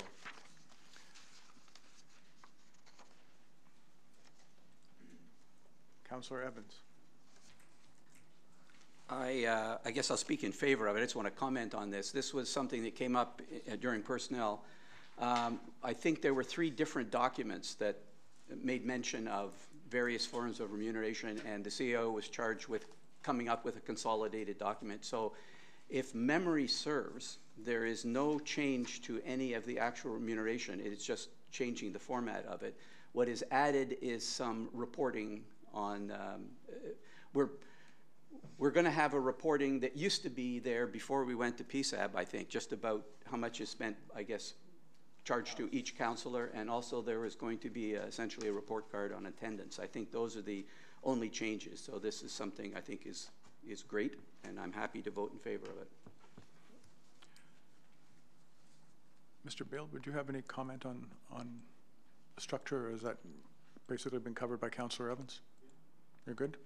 Okay. Yeah, as Councillor Evans has indicated, prior to PSAB in 2012, we did provide a report on council expenditures for travel, training, per diems.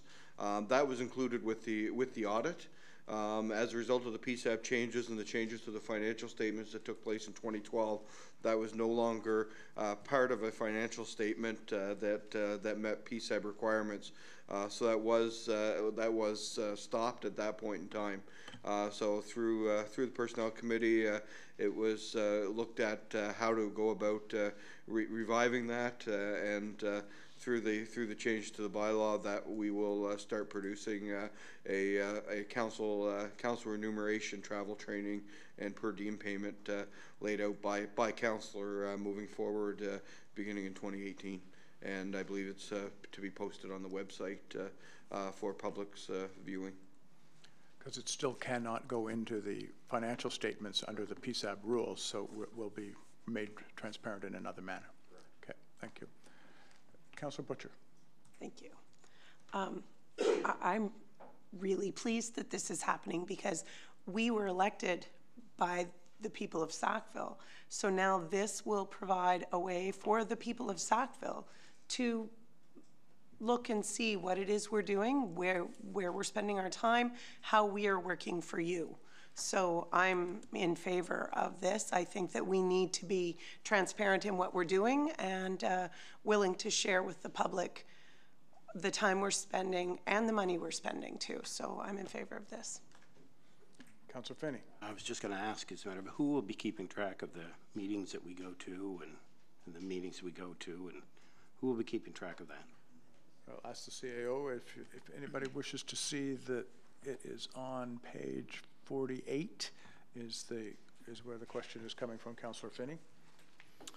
The meeting attendance of mayor and council at meetings, regular council and special council meeting are minutes that council approves. The clerk manages those minutes and presents them for your approval. So the attendance at those meetings would be managed by the clerk. The liaison meetings would happen by the respective department managers, who are then following the liaison meetings will simply advise the clerk's office who is in attendance, and it'll be recorded. We'll attempt to try and keep it up to date on the website on a monthly basis, but certainly quarterly. Is there a report, similar report for management as to what meetings they go to, what they attend?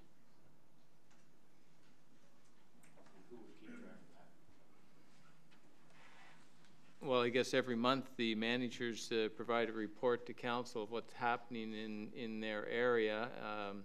We try not to do a day-to-day detail because we find it's a significant amount, but if council's looking for certain information as to what they feel is lacking, that information can be provided either at your liaison meeting to obtain it there, or if there's certain aspects that you want recorded in the monthly report, it can be provided that way, or you can ask the individual manager. I ask that is because people ask me all the time, where do they go, what do they do, what meetings do they attend, and what actually do they do for the town, other than what they hear reported in the monthly reports or whatever. So that's why I'm asking. So thank you. Any other? What I can do is bring it back to personnel and see if personnel has a suggestion as to how they feel it should be handled, if that's appropriate for council, or if that suits council. Councillor Tower. Thank you, Your Worship. I personally, when it comes to that kind of a question, refer back to the fact that this council only has one employee, and he's sitting right there. It's his job to manage every one of these people. And when we get their reports we get from, they're showing what kind of work they're doing, and I don't think we have any other desire to, or responsibility to dig in, other than if we have questions, we ask the man at the top. It's his job.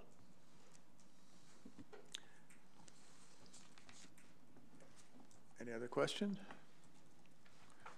I'll call for the question. All those in favor? Aye. Opposed? Motion is carried. Move to personnel. Councillor O'Neill. Thank you, Your Worship. Our Personnel Committee met on February the 2nd. Members reviewed the final draft for our councillor remuneration bylaw, and also discussed the matter of councillor attendance at the annual FCM conference.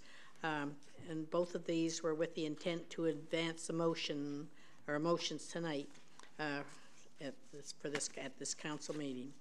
As to the last pay period in January, there were 38 permanent employees and 3 temporary ones who were crossing guards and with recreation.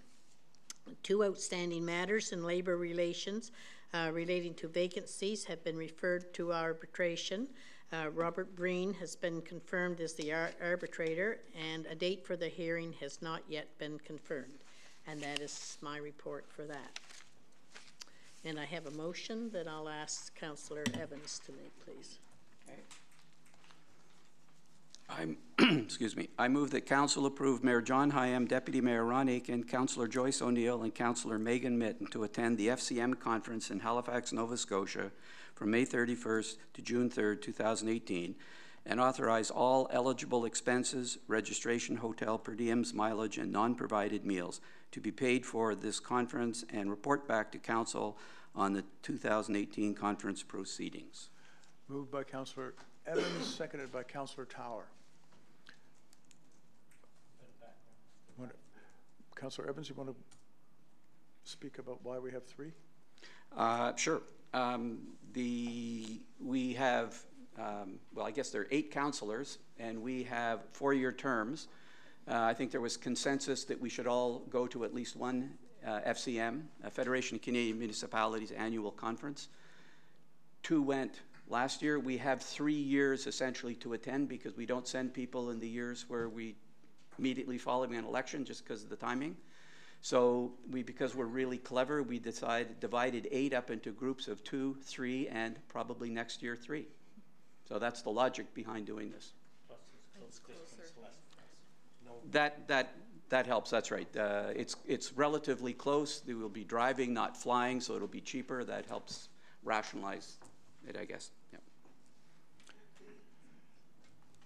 Question? Question. All those in favor? Aye. Opposed? Motion is carried. Thank you, Councillor O'Neill.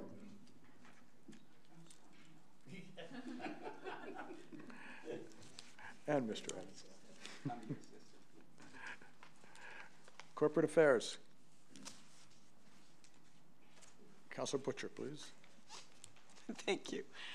So the report can be found on page 50 and 51 at the very end of the package, as always.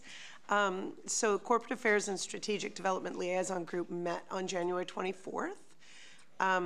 Our land use and functional planning study for Exit 506 continues to progress. It's being led by Acoustics Planning and Design. We're very pleased with the level of community engagement on this study. The online study that was launched in December had 409 submissions, which is fabulous. The consulting team will be presenting a draft plan at a public meeting. It was scheduled for February 7th, but it was postponed due to the freezing rain warning.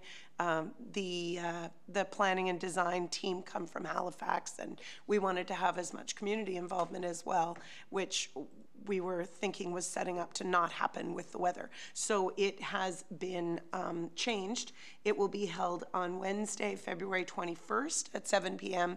in Council Chambers. So make note of that.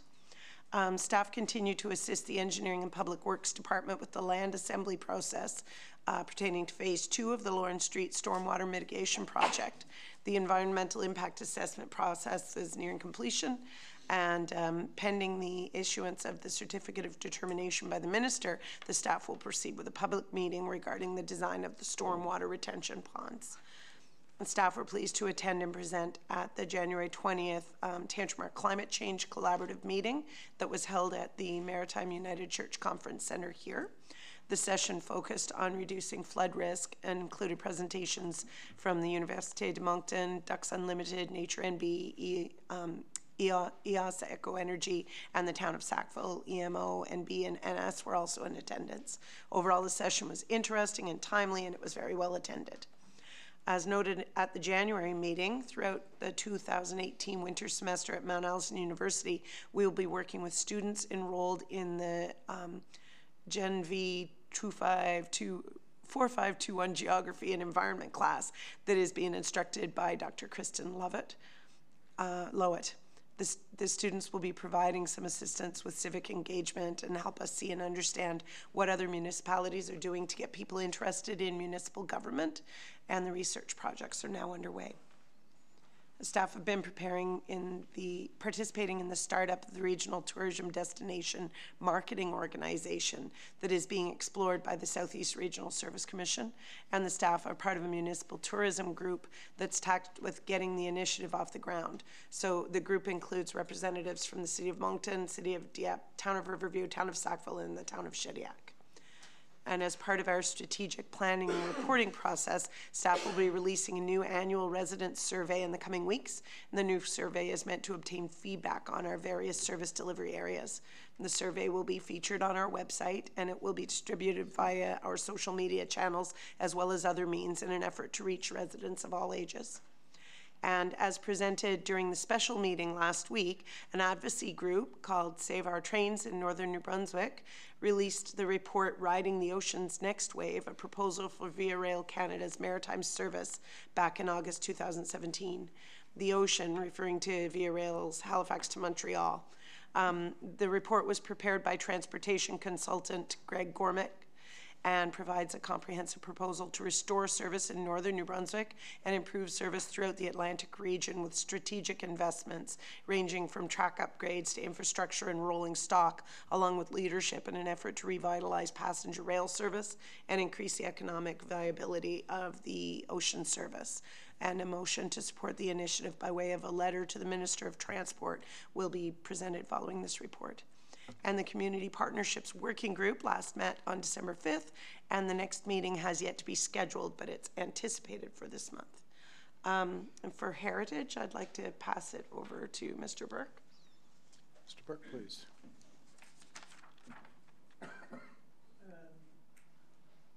Thank you, Councillor Butcher and Your Worship. Council will recall we had several board appointments that expired at the end of 2017. And then I guess what we had previously discussed that we would evaluate, I guess, Heritage over the course of 2017. You know, we not only just board appointments, but the amount of permits, the amount of inquiries, etc. Along with some administrative features of the board had adopted a code of conduct, standard operating procedure, and we had at least one RTIPA request. Based on that conversation, council had instructed staff to commence work with our lawyer to draft a new code of conduct. So our lawyer has prepared that, and we've also now prepared a draft standard operating procedure to be advanced to the board in the future. And I guess lastly was the idea that council would look to have the board in the future further evaluate how it could, you know, kind of, I guess, further dive into the heritage preservation world with the, possibly by contemplating some changes to the heritage bylaw.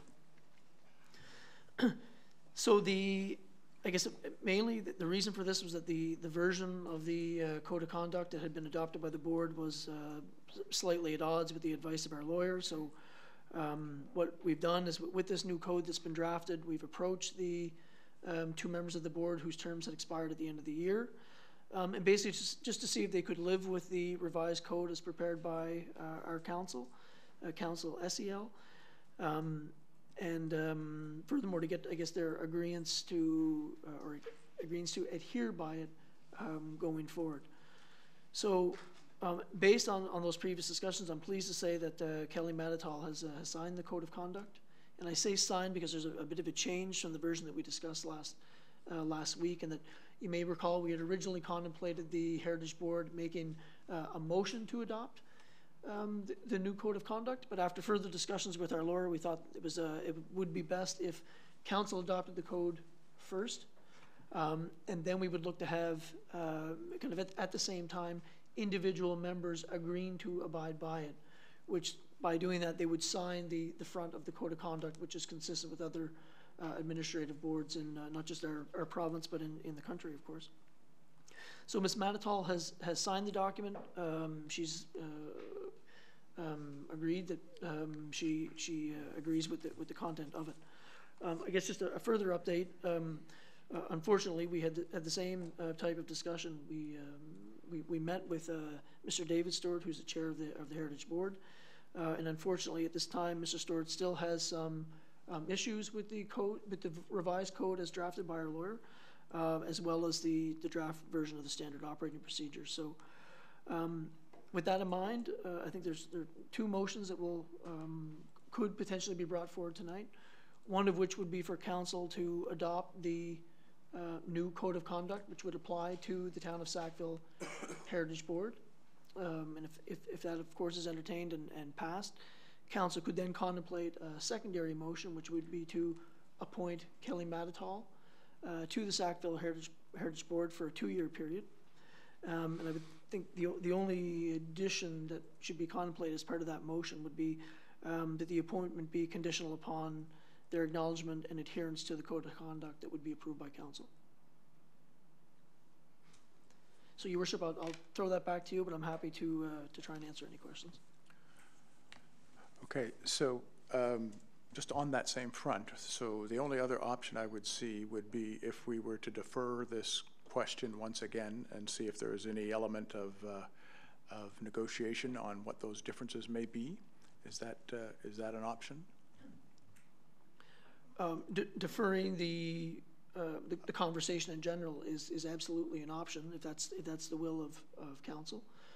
That would be an opportunity for us to provide another update to council based on the discussions we've had in detail with both of the members. You know, and contemplate if there are changes that could be mutually agreed upon.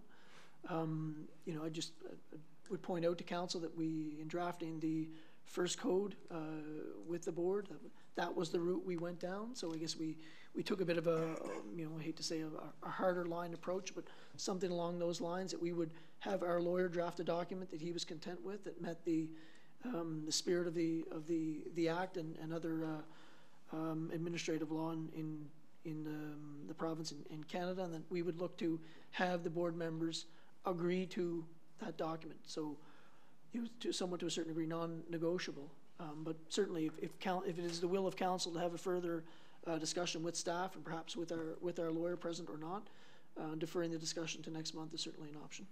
Okay. Okay, thank you. Councillor Evans, a comment? I would support doing that because I have problems with the existing code of conduct. The one that was circulated to us after our last in-camera meeting has a number of problems with it, which would, I mean, I'm not being asked to, but if I were asked to sign it, I wouldn't sign it. There are mistakes in it.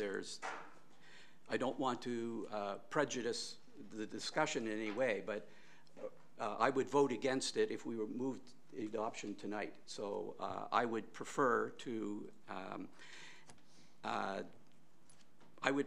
defer or table or whatever the appropriate procedure is, because this has significant implications, and because they're legal and because they're HR, I think perhaps an in-camera meeting would be appropriate. But I am just voicing my opinion now. Okay, so Councillor Butcher, you have a motion on the rail, and then we'll address the other matter, okay? Certainly. I move that council support Riding the Ocean's Next Wave, a proposal for Via Rail Canada's maritime services, and authorize the mayor to write a letter of support to the Honourable Marc Garneau, Federal Minister of Transport, with a copy sent to our local MP, the Honourable Dominic LeBlanc, Minister of Fisheries, Oceans, and the Canadian Coast Guard, urging the federal government to support Via's ocean service. Moved by Councillor Butcher, seconded by Councillor Finney. Councillor Mitten. Thank you, Your Worship. I would like to speak in support of this motion. When I first read the report, it occurred to me this is important to Sackville residents to have access to this form of public transportation that connects our community with others from Halifax to Montreal and beyond, and for environmental reasons and for those who have limited options to access transportation. I want us to continue to have passenger rail service in Sackville. Thank you. Councillor Evans. I will just echo what Councillor Mitten just said, because this motion, or I guess it would be, we're authorizing the mayor to write a letter in support of this, and I heartily support that. We have said that sustainability is important to us. Public transit is a huge component of supporting sustainability. And in the interest of providing our citizens with alternative transportation alternatives, I will speak in favor of and vote in favor of authorizing the mayor to do just that. Any other question? All those in favor? Aye. Opposed? Motion is carried. Now we have an option. You could read the motion, or we could, how could we discuss it without a motion? Is that feasible? What would be our opportunity to bring that up? Move into committee of the whole, just discuss it. I think the appropriate would, if there was interest to defer, then it would be a motion to defer, and then you're just speaking to the deferral, not speaking to the merit of what you like or don't like. You're speaking to why you want to defer or not. And I suppose picking up on what Councillor Evans had said, because it's of a HR and/or legal implications, council could consider to vote to go in camera and have a discussion relative to legal and HR implications. Okay, thank you. Okay, so that's our option. Someone can either move the motion that is on the table, or one can move for a deferral. Councillor Finney? I'm going to put forth a motion to defer the motion until later on, until we get some more information from Mr. Burke and everything as to what's going on. Councillor Finney moves to defer the discussion on the Heritage Code of Conduct to the next meeting. Yeah. Well, probably Oh. go to the next month. The original motion could go forward too. The original motion can go forward too. After that. Whatever council wants, straight to it. I don't understand. Sorry. I guess just a clarification. There is an original motion of approve the code, and I believe there is one board member that has indicated an interest to accept coming back onto the board and as per the code. So there's two motions there that could go forward if council is comfortable. If council is uncomfortable advancing, then you could vote to defer this until another future special meeting, or also to defer it so that you can go in camera tonight and have a discussion too. So without trying to confuse things, I think there's several options there that you can consider. It's a matter of what your interest is. I hope that was clear, and if not, let me ask and I'll try and be more clear. Okay, so Councillor Finney, you're interested in making a motion. Given that information, how would you word that motion? I would actually say I'd like to turn around and put forth the motion to defer both motions that were supposedly going to come forward, the appointment and to pass the Code of Conduct. I'd like to defer them to a later time. Okay. Is there a seconder? Deputy Mayor Aiken seconds that deferral motion. There's a motion on the floor.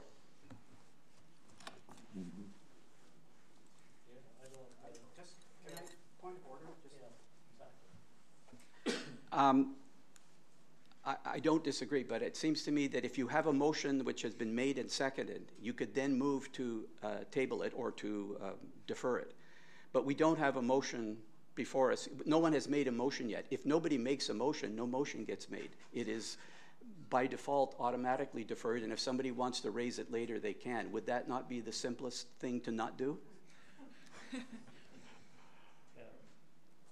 If nobody makes a motion, we're done. Or move to You can't defer a motion that hasn't been made. Or do we need? Well, I don't think we want to do it. Do you want to do it tonight? I would. How about not even making the motion? Yeah. Councilor Evans says. Yeah. Again, clarity. Try. As I understand Councillor Finney's motion, he wants it discussed at a later time, so that's not tonight. And I take Councillor Evans' comment in the sense that he's saying, really, we need to have a motion on the table first to defer it. And I wouldn't disagree with that, but I'm not so sure I would disagree that Councillor Finney's motion is he's heard the report in the intent of looking to deal with this later. So I think he's put forward a motion that would like to see these matters dealt with at a later date. So maybe you're splitting hairs, but I'm not so sure that either is wrong. What happens if we make a motion to remove that motion that's on the agenda? You don't have to. If nobody moves it, it's dead. Yeah, it I stops. mean, it's not dead. I mean, anyone can move it later. It can be brought back in the middle of the month. So we do have a motion on the table right now. Yes, it is. I Deputy understand, Mayor. Council Yes. Deputy Mayor. Deputy had Mayor. seconded. So I think that's the motion to done. discuss. There you go. Okay. Okay. Is the motion clear? No, it's not. It's just that I think the motion's out of order. That's my point. Yeah, that's my I don't point think also. you can move to defer something that hasn't been moved and seconded. And I really don't think we need to get into the quibbling. of it, right? I mean, but that's procedurally the case. By not bringing it up, a motion is deferred, right? I mean, any potential motion is deferred. But I think it'd be good to have that direction that we want to talk about the substance of it. It's your meeting. And then we can move on. So we have a rough wording? No. Okay, we have a rough wording here. Let's hear that again. I understand the motion to read, Councillor Finney moved to defer the code of conduct and the motion to appoint a Heritage Board member to a later time. And it was seconded by Deputy Mayor Ron Aiken. Question?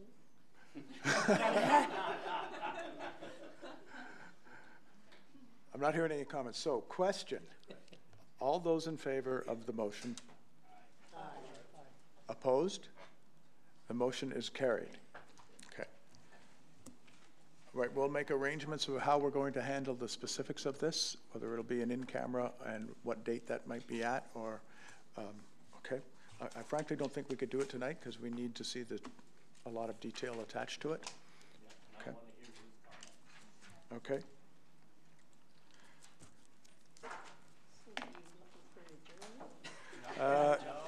No new business. Question period of press first. I just need a bit of clarification on how that vote went on the King Street rezoning. I'm not sure that I know who voted. I feel that by my count, 2 councillors voted for and all others voted against. Am I right? 3. You didn't vote. I can't speak to the motion, so Yeah. So there was 5 case I You abstained. No, I can't abstain. Okay, so we had 3 voting for. No, well, 3. 4. We're just 3. You need to say how you voted, but you're allowed to vote against it. You're just not allowed to speak against it. Okay, hold on. We'll ask for what we've got written down. So, CAO? I have it that the first reading was rejected, 5-3. That's what I. Thank you. That's what I have. My other question is on the grants. Are there criteria that are publicly available for the awarding of grants? Yes, there are. Mr. Pride? Yeah, so you can find that information all on the website, but I can get it for you too if you like. Okay, thank you very much. Any other questions? Yes, I had a couple other ones, Your Worship. One of the ones that I had was I had a discussion with the CAO today, and in our discussion we were talking about the Lorne Street project, and in the discussion I talked about the engineering and what we hired the engineers for when we first hired them, and he said that's all changed. But the idea of our engineers that went to work for the town were to plan and design our infrastructure projects for the town. That's what like I was at the council meetings when they were doing this. And now he said it only has to do with looking after public works. It doesn't have to do with this type of stuff. So we have to have engineers. And then he said, if the town had to have engineers to design the Lorne Street project, that Crandall's had 16 engineers working on that Lorne Street project. Well, I find that hardly unbelievable. That's just what I found with that they would have 16 engineers. They might have 16 people, but they wouldn't have 16 engineers, I don't think. But I could be wrong, and that's what I was just... Is that your question? That was my question. I think the answer was 16 areas of engineering specialty, I believe, but Mr. Acton? He told me they had 16 engineers.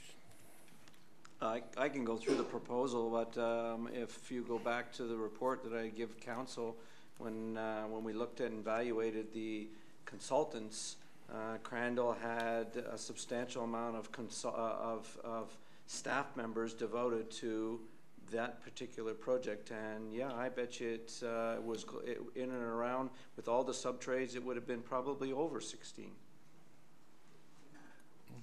Okay, that's, I was just, because I couldn't see it taking that many. And another question I have, wage adjustment management. What does that mean to the town? I believe you're speaking about when there's a longstanding policy that management gets the same increases as union does once the union was negotiated. So there hadn't been a change since the union had last got a raise, because it was about a year and a half of negotiations. Yeah. And at that period of time, staff brought forward that they were having difficulty recruiting, particularly from our staff, because staff were in union positions now making more than management in some cases. And so there was an analysis done about what had happened over the last 4, 5, 6 years between that gap and what other elements had been awarded in the negotiations with the union about non-monetary elements and monetary elements that weren't directly wages. For example, tools and car allowances, etc. And we came up with an analysis of what additional amounts had been awarded under negotiations, and that had not been applied to management staff. So there was an attempt to create that same relationship as there historically was at that one point in time, and we had quite a debate about that in council when we did that. Did we do this? Like, did we implement it? Yes. We implemented this last year. Yeah, right after the... Yeah, like along November, December it was done. Yeah, okay, no, that's what I was... Spring. That's what I was just asking, because I had asked for some information and I didn't think that was in it, the way it was presented to me. Right, I think the regular increase was the same as what was the union increase, but there was an additional amount. That's correct, yeah. So I'll be back to you on it. And I had one other question. Maloney's, how are they coming? Is it... Maloney is gone. It is now owned by Camtran, yeah. And they are hiring next week. So there will be an official opening as soon as we get the people who tell us we're supposed to wait for them to come down and open it. So. Did we help them get it done? Oh, yeah. You'll hear about it at the opening. We will. All right. Good then. Thank you. Oh, are you asking if we're asking them financially help them, or just did we assist them? Yeah. Any other questions? Moved by Councillor Tower, seconded by Councillor Finney. All in favor? Aye. Motion is approved. Thank you very much.